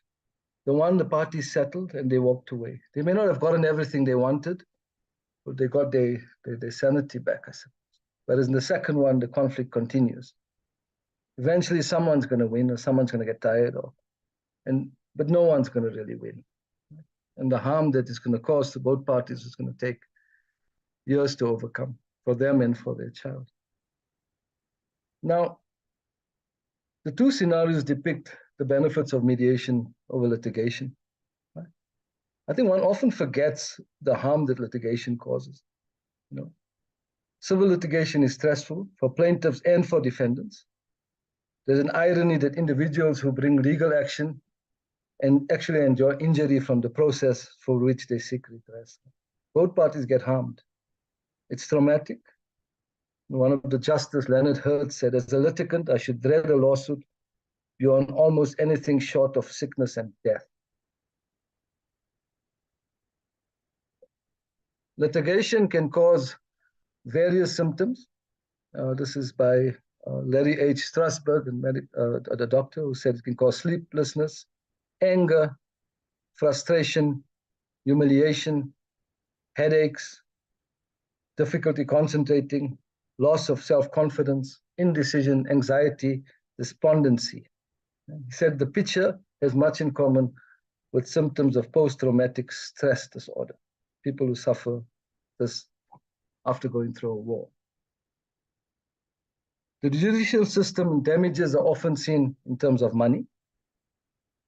The judicial system is ill-equipped to produce the kind of sympathetic understanding that litigants wish for. As attorneys, advocates, we don't inform the client of the psychological stress of litigation process. We don't teach them that. Lawyers seldom prepare clients for the trauma caused by litigation. Law schools do not provide lawyers with the skills to provide pre-litigation trauma counseling. I work at a law school. I teach ADR. But the rest of the courses are there to prepare students for the fight. We're creating assessments. It may even be to the benefit of some litigators' financial self-interest to attract a new client rather than to have a client informed about the psychological harm caused by litigation. Litigation can financially bankrupt parties. It moves at such a slow pace, preventing the litigant from moving on. Your life is put on hold. There is no escape. And if you look at the courts are not wonderful places, apart from the fancy courts like the constitutional courts. Most courts reflect prisons. They're unwelcoming, they're cold, they're dark, they're concrete spaces. If you go into a court and look at the faces of parties there, people are scared. They're afraid, and they're in a space that's not conducive to resolving their conflict. You're teaching lawyers how to fight rather than to resolve conflict. Examinations, cross-examinations make plaintiffs feel that they're on trial, make them feel like they're being victimized, like they're being stripped naked, humiliated, and tortured. That's even if you're the plaintiff. As lawyers, we taught how to cross-examine. Litigation is not for the faint-hearted. And some people feel litigation is war. Courts are the battlefield, where wealthy parties are represented by an army of lawyers, whereas the indigent parties have no one to defend themselves in the battle. People have written about this, the art of war in modern litigation. I mean, just have a look at that. The art of war in modern litigation. I mean, as lawyers, we're supposed to be resolving conflicts. We're supposed to help parties resolve conflicts. Instead, we're arming them with trying to win the conflict, irrespective of the damage it causes to either party. Now, the meme, litigation as a war that usually inflicted heavy casualties on both sides. Now, litigation strips one from one's dignity. We need to think differently. For there to be justice, people need to be treated with dignity. Dignity is a fundamental right in our Constitution. It's one sense of intrinsic worth or dignity that is the basis of moral demand for just treatment. And I don't think going through a judicial process gives you that. The company's tribunal gives you the option to mediate. With mediation, self-worth is recognized and parties determine the outcome with the assistance of skilled mediators.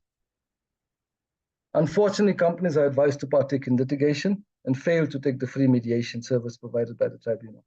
In 10 years, I don't think we've even done 30 mediations, right? This needs to change. We need to start resolving conflicts instead of fighting them.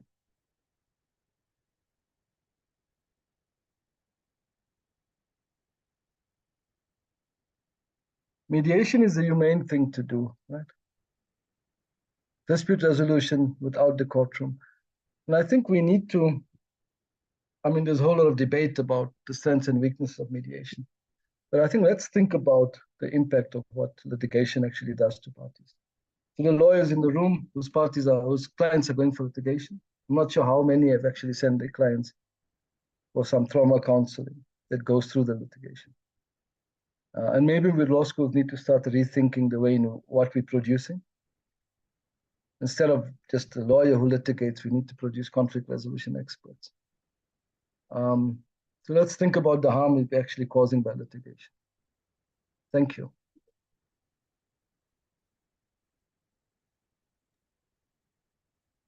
I think that's my talk. Thank you, Dr. Chite, for giving us an insight on some of the matters that the company tribunals deal with. And it's Dr. Chite has contributed a lot to the rules of the company tribunal and the anticipated amendments that are coming. It's just unfortunate that this is the election year, so we won't see anything moving, you know. And we're hoping that at least by the end of this year, something is moving, but we'll just cross our fingers. And you are correct. You know, as legal practitioners, we have to take stock of ourselves. You know, people watch TV and think this is how we deal with each other. And now everybody is a Google or TV lawyer. You know, it's a question of, so how we relate to each other. We need, I mean, in an ADR environment, it's so peaceful. It's actually more accommodating. It's not as acrimonious as what we see on TV. So let's think about it, you know, and say ADR, you'll still get your fees, but let's think how the communities and people out there think about us as legal practitioners. We can actually contribute a lot. I mean, South Africa has become such a litigious country. You know, everybody goes to court for anything, you know. So I think we need to change that narrative as legal practitioners, and it has to be us, and use forums like the tribunal. So to make sure that people understand that there are other fora that can be used. Having said that, thank you. This is now the question time. You know, at least we are still on time. A wonderful audience, to be honest. So we'll take our questions if to the speakers or to the tribunal members. Fortunately, now I am, you know, a program director. I won't have to respond. So the tribunal members who are sitting there will be the ones who are responding. Any questions?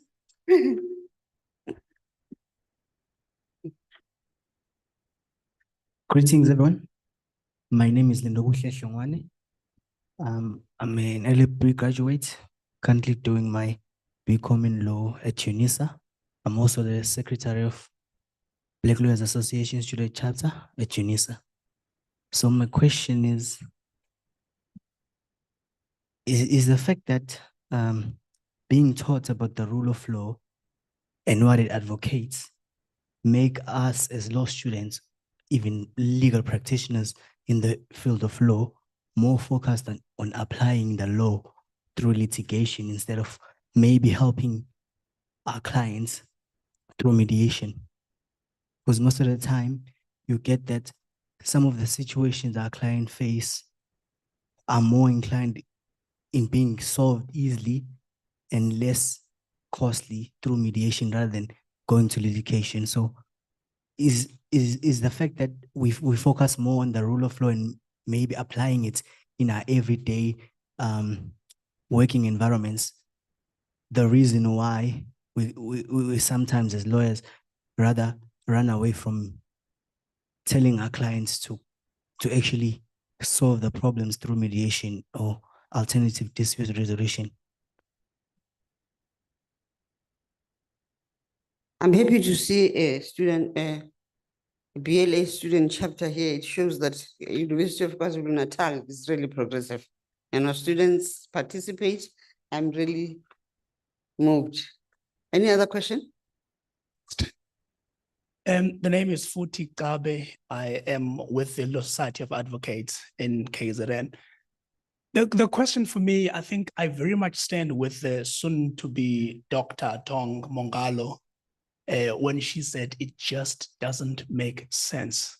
And the more I listen, the more it doesn't make any sense as to why despite the glaring benefits and advantages of ADR in respect of access to justice, in respect of time saving, in respect of costs and everything else, it is not a default position when there are disputes. And the more I listen and I hear such things as what Dr. Pungula said, that is about information, about knowledge and all of that, I'm saying, are we not perhaps oversimplifying the problem? Could there be deeper issues? What is the single biggest problem to solve for that would put ADR where it ought to be when one considers its benefits? Now, notwithstanding the differences which are very vast between CCMA and the tribunal in respect of the mandate and the people that they are meant to be serving, those two pieces of legislations, what lessons can be perhaps taken from the CCMA, which is very well known, which addresses lots of issues, which for me primarily has become a default route to take for any employee relationships that are happening in any organization? It doesn't appear to me that ADR or the tribunal becomes the default thinking when there is a dispute. What is that single biggest thing to solve for that would change the narrative? I'm aware that the tribunal would, for example, conduct interviews on radio or on TV. Is that really turning the tide? Or are we really focusing on minor things to solve major things? Thank you so much. Another question?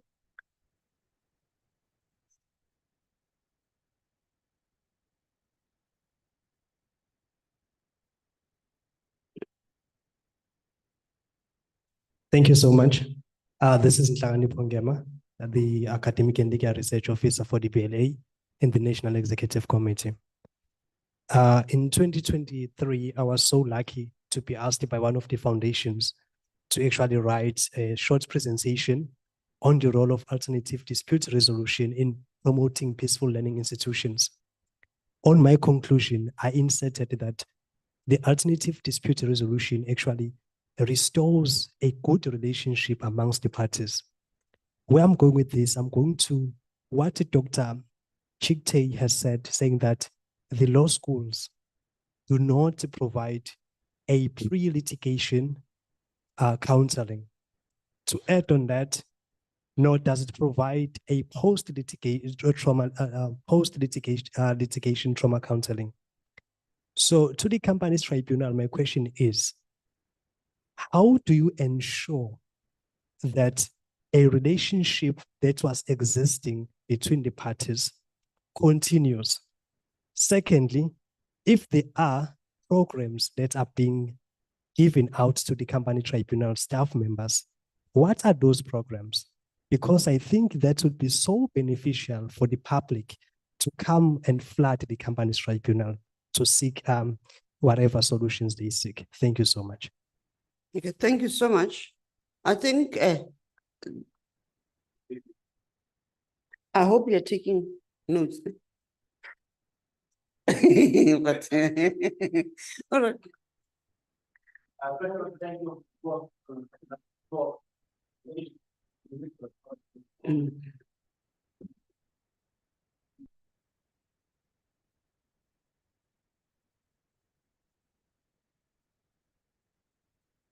Thank you, ma'am.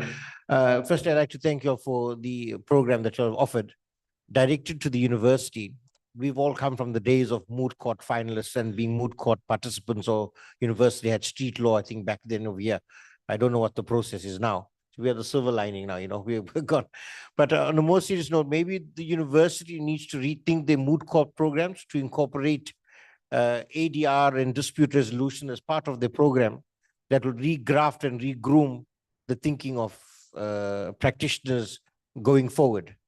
So that's just a suggestion I have as opposed to a question. Okay, thank you.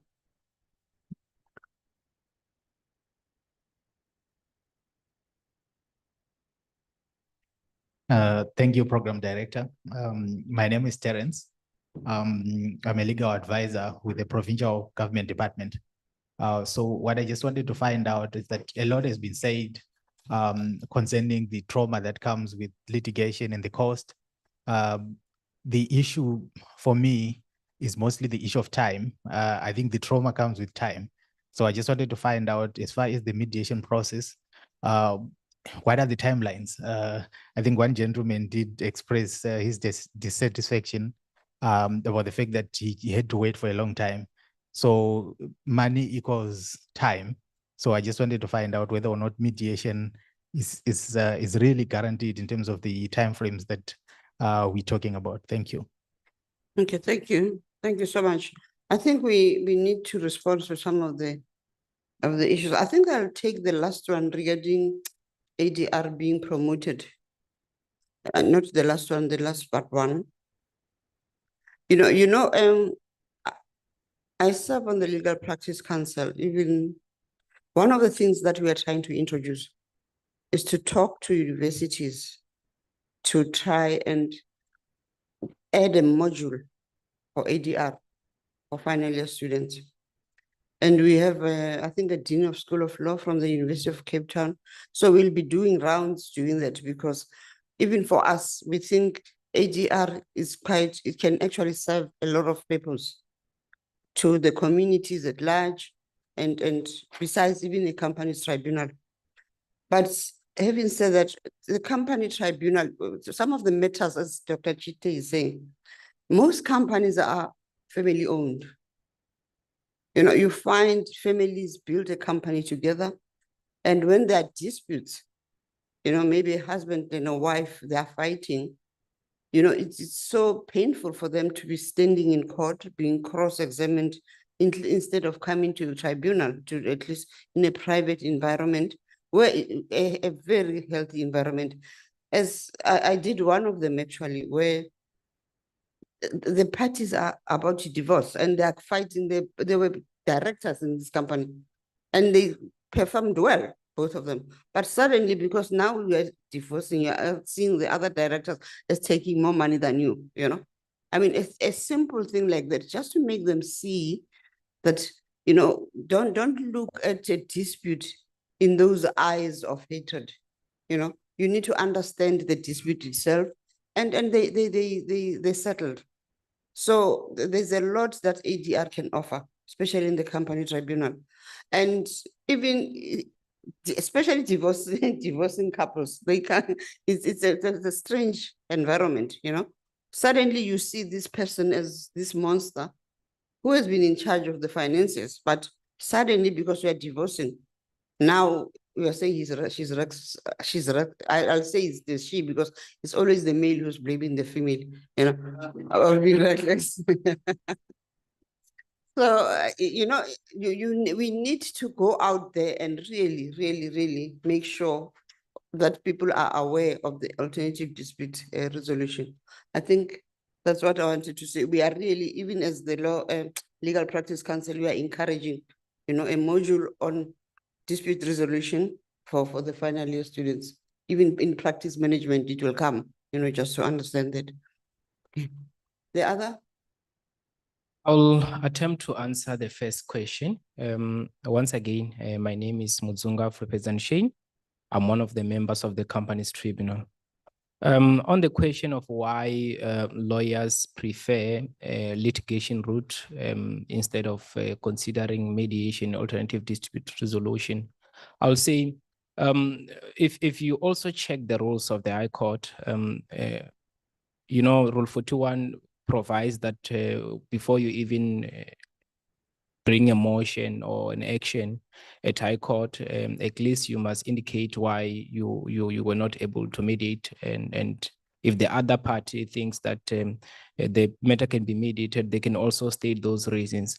But then I think that is where, if lawyers are taking matters to court which could be mediated, courts should come out strongly in their judgments when this cost issue involved, to lambast those lawyers who fail to advise properly as far as mediation is concerned. I think that will really give a bigger room and space for mediation and alternative dispute resolution in general to find its space and to be, reach out places where it has never been. So that's my take on it. But it is a fact that most of the attorneys, advocates do prefer to advise their clients to go the litigation route. But then there are things which could be done in order to encourage them to rethink that mediation can also be a way to resolve dispute. I think also this question also somehow it's somehow similar to the second question, which questioned why with CCMA matters, CCMA is like some default position where everyone knows if you've got a labor matter, you can easily go to the CCMA and you'll find solutions there. But then I'll say it's more about people knowing what the company's tribunal does. I think at the moment, these seminars that we're doing, it's for us to reach out as far as possible so that people can be aware of the work of the tribunal, of the fact that it is free, of the fact that it is effective, and it can resolve dispute fast. I think the more people gain knowledge about the company's tribunal, because I know for a fact that there are a lot of our people who are unaware about the service which the company's tribunal provides. And once we reach such places, I think more and more people will make use of this, and in future it will be a default position for many of the disputes that we see going to courts and other places. Yeah. Is there another question that I missed? Sorry, I just wanted to add. Yeah. I think if you look at the CCMA in the company's tribunal, I think that the CCMA has been in operation, I think as early as in the 90s. And naturally, most people are employees, and they would then easily know the next forum that would be able to assist them to resolve their disputes. The company's tribunal has been basically in existence for the last 10 years. And as it is, we are making inroads in terms of creating that particular awareness. And we're moving with speed. And I'm saying this considering the fact that currently that we're hosting this seminar, we've actually held an interview, for example, on UKZN FM. Live reads are actually going on. We're also going to have another interview on UKZN FM. Those that are driving to, for example, Umhlanga, they will also see our billboard there. So the message that we're actually giving businesses and legal professionals is that the company's tribunal resolves company disputes speedily for free. And I think if you take that message, it will always show you where we're actually going as the company's tribunal. Thank you. Thank you. I think we have responded to all the questions. And okay, there's another question. So there was a question around time I want to talk to. Okay. Yeah, there was a question around turnaround times, how fast we resolve disputes. Normally, when an applicant initiates the application, they are to serve that application to the opponent within 5 days. And when the opponent receives it within that 5 days, then they've got 20 days to file an answer. If they do file an answer, then it means the applicant will then again have another period, which is 20 days max, to file a reply. And then from there, the matter is set down. From those days which I've just given, one could see that easily in less than 3 months, a matter could be finalized. And as members, we do have our own directives where we know that within 25 days to 30 days, we're supposed to finalize matters. So I'll say that matters are being resolved in a speed that has never been seen in terms of one who usually go to courts and wait 2 years, 3 years there. But here at the company's tribunal, in 3 months, you find your decision having been handed. And also just to add, we have virtual hearings, mediation hearings. So people don't have to travel, we can come to your area, but sometimes we do it virtually and it has worked. Thanks. Can I just make another addition? As the company's tribunal, in terms of ensuring that we promote access to our services, one of the things that we have is actually the case management system, which allows you to file application at the comfort of your home, car, and elsewhere. So that also helps you in the sense that you are then able to track the progress of the application. He has already mentioned here that if, for example, if it's an application, if it's an opposed application, you can then give access to the respondent to also file. And you can then see that within the prescribed times, they would have actually filed their answering affidavit and all of that. And if not, you are then able to quickly proceed and file for default order as the applicant. So that's as far as we go in terms of ensuring that our people get service. But we want to say, try us as the company's tribunal. And if you're not satisfied with our decision, you have every right to take our decision to court for review. Thank you. There was a hand up there. And Thank you. I'm Tembale Shwagamanzi. The question will be, I understand that Madam Lep, we are wearing two hats. You are an executive member of LPC and also a member of a company's tribunal. My question is, based on that, some of the legal practitioners have completed their legal qualifications before the alternative dispute resolution causes were in place, meaning that they are not privileged as the new qualified legal practitioners. And I understand that you have indicated that there are programs in place in universities in educating them about the ADR programs. Now, what do you do in preparing and or in training and or what programs do you have to prepare legal practitioners that were not that privileged in going through the studies of ADR and so forth? Because I think we'll be in agreement to say that to a certain extent, ADR is a legal process as well. So it requires legal practitioners to be aware what is required and so forth. So the question is basically it's that. And also include the company's tribunal in the same question.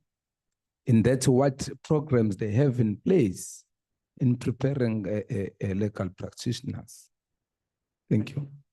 okay, thank you. I think that I'll respond in saying that we are in partnership with the tribunal. I think the beauty is that I'm wearing two hats. So it's easy for the tribunal to access the LPC and the LPC to access the tribunal. We are in talks trying to find a way of working together and actually making companies tribunal legal practitioners have access to training. And as you know that the LPC for now, it's only 5 years. We are trying, we accredit organizations, for instance, organizations like maybe Conflict Dynamics and other organizations just to train our professionals. The process is going to be faster now in that we are settled as the LPC. We can deal with other matters, but for now we can depend on the company tribunal and the LPC. They will be working together. Thanks. Especially as I'm very, very, very passionate about introducing it at universities, you know, because for me, it gives a lot of legal students and opportunities when they come out of varsity to think whether they want to be attorneys or ADR practitioners. You know, it's such a vast world out there, the opportunity that they can do. But with the company tribunal, the LPC, will hear I think you are going to be, we'll send notices to say this is what we are intending to do. We'll get one.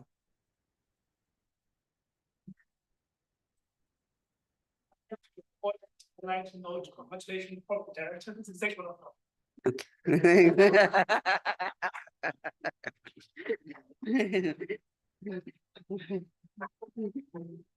Thank you so much. All right.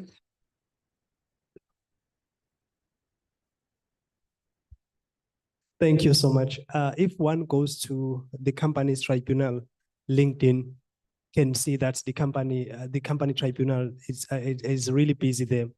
So one now ask if will it be possible for the tribunal to sort of summarize the cases in a version of an article and then at least conceal the names of the parties so that it will attract the public. So as we law students exiting universities, we spread the word outside to say, there is this is the case they've been handling. So you can also refer your matter to them. Thank you. Thank you, Mr. Koza. Thank you so much for that question. So what we have done over the years is that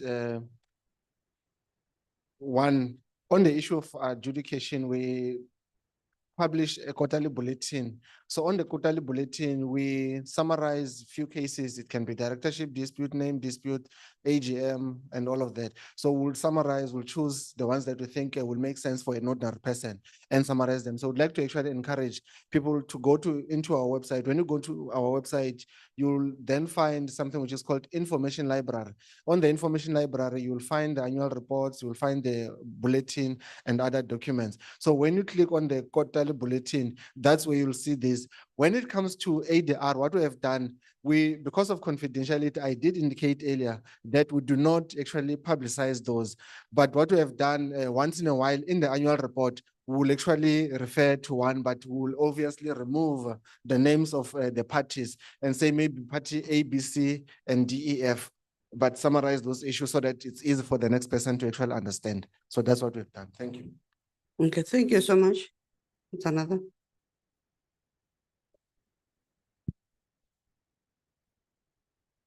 Thank you. I'm Enver Mal. I'm a legal practitioner here in Durban. I've got two comments. One is a question, and like totally unrelated. The first one is relating to the company's tribunal. What high-profile matters has the company's tribunal dealt with that have been in the public eye? You know, if I could put it that way, because we've heard that it's been in operation for 10 years, and you've had 30 cases that have been determined or something. I think your best marketing way of doing it is to really publish high profile, whether it's Hewlett-Packard versus Apple or something like that. That is what would make the business world much more aware of it. At the moment, in this seminar today, I haven't heard a name of a company that I can identify with and say, whoa, if that company trusts the tribunal, then the rest of us should do it. That's human nature.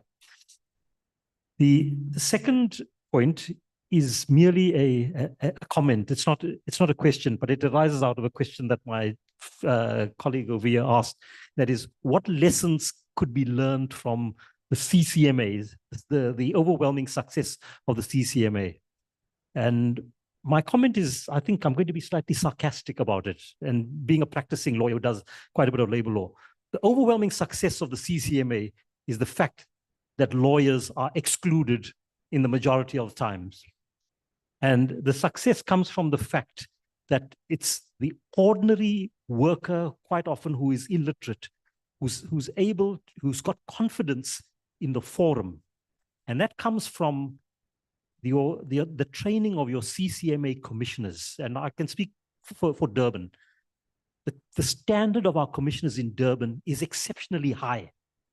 They understand the role in the balance where you have a worker at the lowest level dealing sometimes with a huge company that's got fancy lawyers in the background sitting outside, and HR people are trained. And your commissioners being the balance in between. That is the great contribution that the CCMA has. It's one of the success stories in post-apartheid South Africa, without doubt. But a large part of it has to do with the fact that lawyers have to sit outside. Mr. Koza, can you respond? No, thank you very much. And I appreciate the question that you asked regarding the high-profile cases that we have actually dealt with. There's few examples that I'll give. One, it was a review of a CIPC decision that was brought by the then chairperson of the South African Airways, Ms. Dudumieni. It is on the website, and most people are aware of that. It has been on the news as it is. So I'd like to actually encourage people to go into our website and find that particular decision. The second one that we actually also dealt with, it's an application that was brought by Dolce and Gabbana internationally. And I like to give that example because people are familiar with clothing brands. So Dolce and Gabbana identified that there's a Dolce and Gabbana in South Africa. Then they wrote to us, they filed an application with the company's tribunal to say that we have identified Dolce and Gabbana Umtata in South Africa. Will you, as the company's tribunal, actually make an order for them to stop trading with that name, because people are confused to believe that this is the same company. The other one that we have dealt with, and they are a lot, we'll deal with the big and the small. I can always tell you that. It's Comair. Comair is a known flight company in South Africa which trades as Kulula. So they brought another application wherein they were saying that they found another company that trades with a name similar to theirs. And that name was Guhlula. So Guhlula is both a Nguni word and a Shangan word. So Kulula means to free, and Guhlula is basically victory. So the tribunal ruled in favor of the respondent, who happened to be Guhlula, because this does not mean the same. It means total different things. So there's no way that the company's tribunal will actually have ruled in favor of Kulula.com. It's not Kulula aviation. The other one that I want to talk to is the issue of ABSA. There's a number of applications that were received from ABSA. So there would be people that would register a company and say that, say ABSA stock fell, for example. Then ABSA would then bring an application to say that we've identified this in a company. Will you actually order in our favor? And then they will make that particular prayer. So those are the things that you find. So it is precisely for that reason that when you go into our company's tribunal website, you will then see all of these decisions that we have actually published.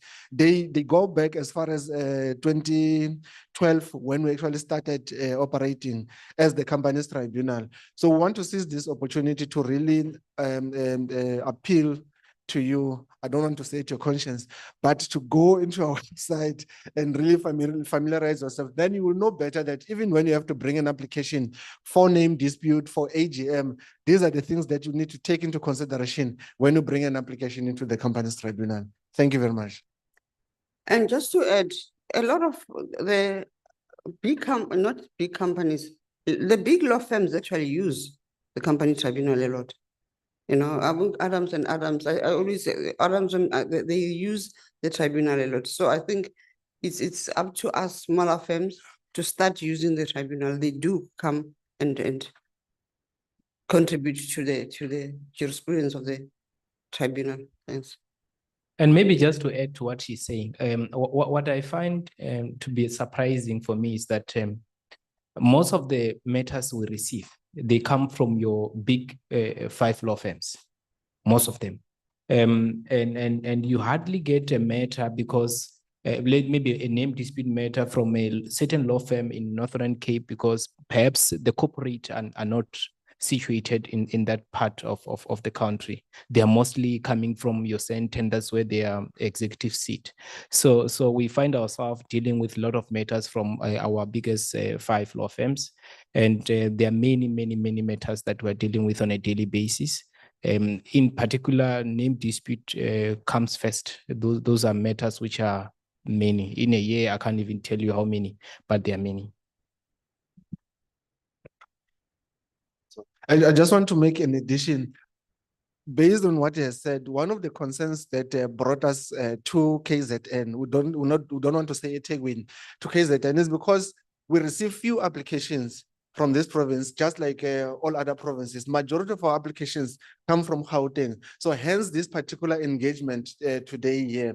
And if people are not clear in terms of this process, we have our website and telephone number where you can call. And if you can't call, you can also just send an email to say that I've got this issue. Can you take me through? Then members of, the office of the registrar will then be able to assist you, take you through in terms of the process to be able to make sure that you file a complete application that can be then heard or adjudicated or even resolved through ADR by members of the company's tribunal. So we want to say that the reason why we're here, we want to make sure that we expand the pool of applications that we're actually receiving. And we're saying this because we try and go to other provinces. It's unfortunate, just like what he has said, that corporates are, strategically positioned in different areas of the country, like mainly in Gauteng, in Durban and Cape Town. With the other provinces, it's going to be drips and drabs. So that's it exactly in terms of how we operate. Thank you. All right, thank you so much. I think we have come to the end of the session. It was a very, very wonderful session. Yes, from the people online, are there any questions or especially from the presenters, are there anything that you need to add or just to highlight from what we have heard from the questions? Dr. Chite and Dr. Pongola. If I may, Chair, again, this is Dr. Pungula from UCT. I wanted to add on the issue of the cases being published online that in my view, it is a good idea not only for the public but for us for us as academics and students, because the more you have cases, the easier it is for us to actually explain the issues in class and using the cases that have actually been decided. We actually do not want to only know about these cases just because the tribunal is now taken for review in the High Court. Then we start to hear about the matter. So I think it is a good idea, especially if you are saying, Chair, that you intend to actually talk to the universities in terms of introducing this. Without cases, it is going to be very difficult. It's not easy to explain the procedure to students. It is easier with the cases, so that if you are explaining the procedure, you actually give examples of the cases that this is what happened. And from the way I see it, it does seem that the cases, actually, you have said that the cases that you actually deal with are mainly on the dispute on reservation of the names, which is fine. That is why I was actually presenting on that the Act has those specific provisions that are dealing with that, but it doesn't provide any further it doesn't have any specific provisions on other issues that may emanate from a dispute in a company, which is why I actually included some of these. The ones that I dealt with are only for shareholders, but it doesn't mean that it's only those. So with that in mind, if you do have some of them that are available that are not only dealing with the reservation, but some other provisions of the Act, because as I said, when you look at Section 166, if it says that if you have, if you can actually approach the court for an application or for any relief, it means that if you interpret Section 166 strictly, it means that you can also approach the company's tribunal, because it says that as you have that right to approach the court, it means you can have, because it uses that word may. If you have that entitlement that entitles you to go to the court. So the more we actually have this, then the more you are going to see that it's not only about the company names that should actually be referred to the tribunal, because the Act says that it's actually reservation of names and the dispute about the constitution of a company. There can be any other issues that are actually can be dealt with by the tribunal. But the more we actually know about it, the more we start to write. Even I'm writing articles. I was actually researching on this issue. There isn't a lot of academic writing on this issue. Maybe it's because it's a procedure, but interpreting the procedure is fine. But without the cases and examples, then people tend to say, I've actually interpreted the procedure now. Then what else? What about the other academic who's going to actually also read on this? If it has already been explained, then my article can be rejected on the basis that it's similar to an article that was published by someone else. That's because we actually focusing on what the X says without any examples that are actually allowing us to critique the decisions of the tribunal in relation to those disputes. Then the more we have those, then the more we can actually say, let us not only focus on the dispute on company names, but there are other provisions that allow you to so those provisions read with section 166 allow you to approach the company's tribunal for an ADR than to go to court. So much. Dr. Chikte? Any parting shot? Thank you. Let me put my video on. Thank you very much. Thank you to the audience for the questions and for my colleagues for answering the questions that came out from the talk. So we'll talk about, just to maybe reflect with regard to the answers that we've received. I mean, the tribunal was created primarily to provide access to some forum for all South Africans. I think when we talk about high-profile people, I think for the tribunal, everyone's a high-profile person. Whether you're from EPSA or whether you're a family business, we want to make sure that you're able to resolve your dispute amicably. And sometimes it's the person who's not necessarily well-known that needs us more because they don't have the finances to go to court. The reason why we're not as successful as the CCMA, I think Simukila said it, but I think it's also because, I think Ibrahim also said it in his talk, is that conciliation is somewhat indirectly compulsory at CCMA level, whereas it's not at the tribunal level. So there needs to be amendment with the law when it comes to making mediations compulsory, and also increasing the jurisdiction of the tribunal, because at the moment it's very limited, so that anyone could come to us and get the free assistance that we need. With regard to universities, with regard to the host who's working with universities, I think it's important, and I told my students today, we've only got one course in ADR, and the rest are teaching you to fight litigation rather than to resolve it. So we need to change the curriculum. Instead of having one course of ADR should be part of all the courses, whether it's family law, commercial law, and so forth. With regard to moots, at WITS, we do offer mediation moot where the students participate in trying to resolve this rather than litigation. And maybe we should talk with the host and with the other universities to try and do that between ourselves so that we build capacity for students.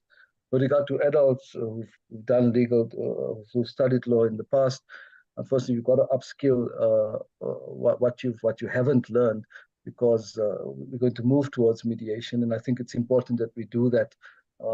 And I think the Law Society does provide causes, universities provide causes, and I think we need to do that. Not just learning how to mediate.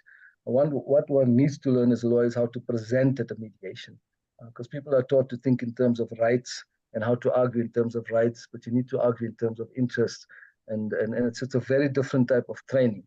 And I think we need to create a different type of lawyer, not just the mediation skills, but the presenting at mediation skills. The reason why lawyers are kicked out at the CCMA and they resolve matters is because lawyers are not trained enough to deal with those particular types of matters. So instead of producing rights-based attorneys, I think we need to produce people who are more holistic so that we can deal with ADR. But I hope, but thank you for tribunal and for the organizers. I think it was and I hope people take the resources that's provided by the tribunal. So thank you very much. And, yeah. Okay, thank you, Doctor. Okay, any other person? All right, thank you. I think we've come to the end of this session, and thank you so much to the audience. You've been a wonderful audience and gave us an opportunity really for the company's tribunal to showcase the matters that come before them. Mr. Khoza?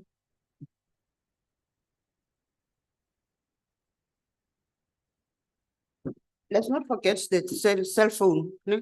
Thank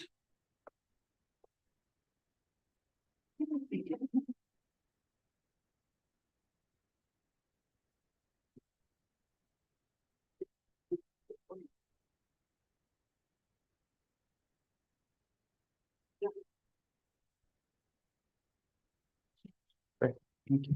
Mr. Mtsonga.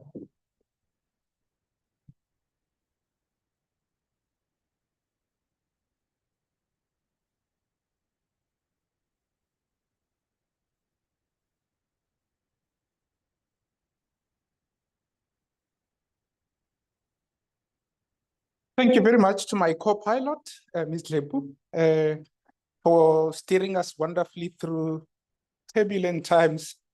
Now we are approaching landing. It's time for vote of thanks, and I would like to call to the podium Mr. Shane Mudzinga, who's, you've already heard his voice. He's from the tribunal itself. He's coming to give a vote of thanks. And I was requested that after him, when he's done with a vote of thanks, we have one of those rare opportunities where we have a group photo. So they've requested that we all come forward and we capture ourselves so that posterity can know that once upon a time we were here.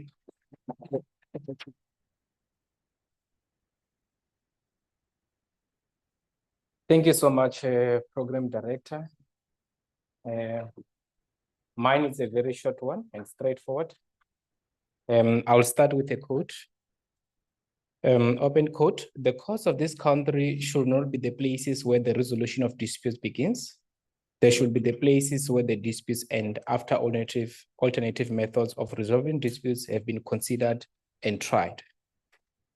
That is by Sandra Day Kona. Good afternoon, all. Once again, I'm introducing myself for the third time now. I am Mudzunga. I'm a member of the company's tribunal since 2022. By qualification, I'm an attorney holding an LLB degree from the University of Venda. I've been asked to come and give this vote of thanks. My colleague, who's a registrar of the company's tribunal, Selby, has not been here. He was the one who was supposed to give us a vote of thanks. So I'm standing on his behalf.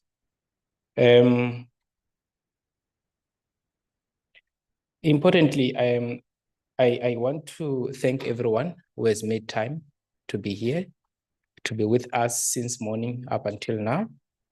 And I also want to thank our chief guests, Advocate Pillay, Mr. Abraham, Dr. Spiwe, Dr. Mohammed.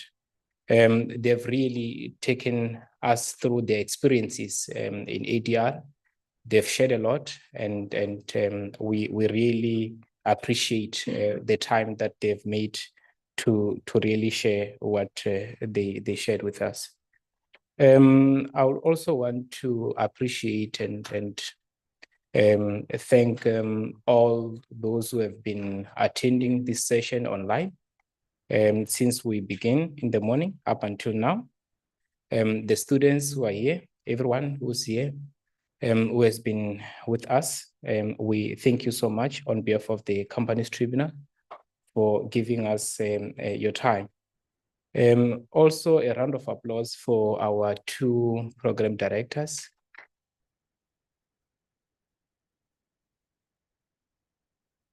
They've really made sure that we don't really, go off time. I mean, it's 1:30 now, I think. Almost 1:30, and the program had indicated that by now we'll be done. So I really think they kept the time. Finally, I would like to thank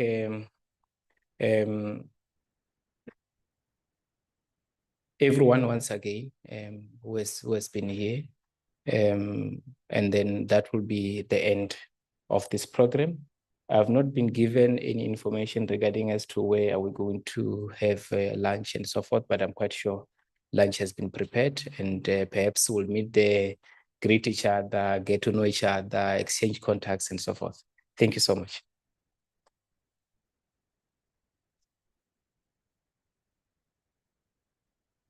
Thank you very much, Mr. Mdzunga. With regard to lunch, we will reconvene at the same place where we've been having our tea session. And for those of us who are here present, if you could please move forward for the picture.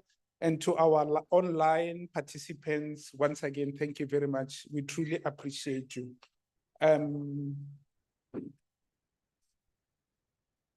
Yeah, it's time for the Kodak moment. Thank you very much, ladies and gentlemen. I don't know what to do.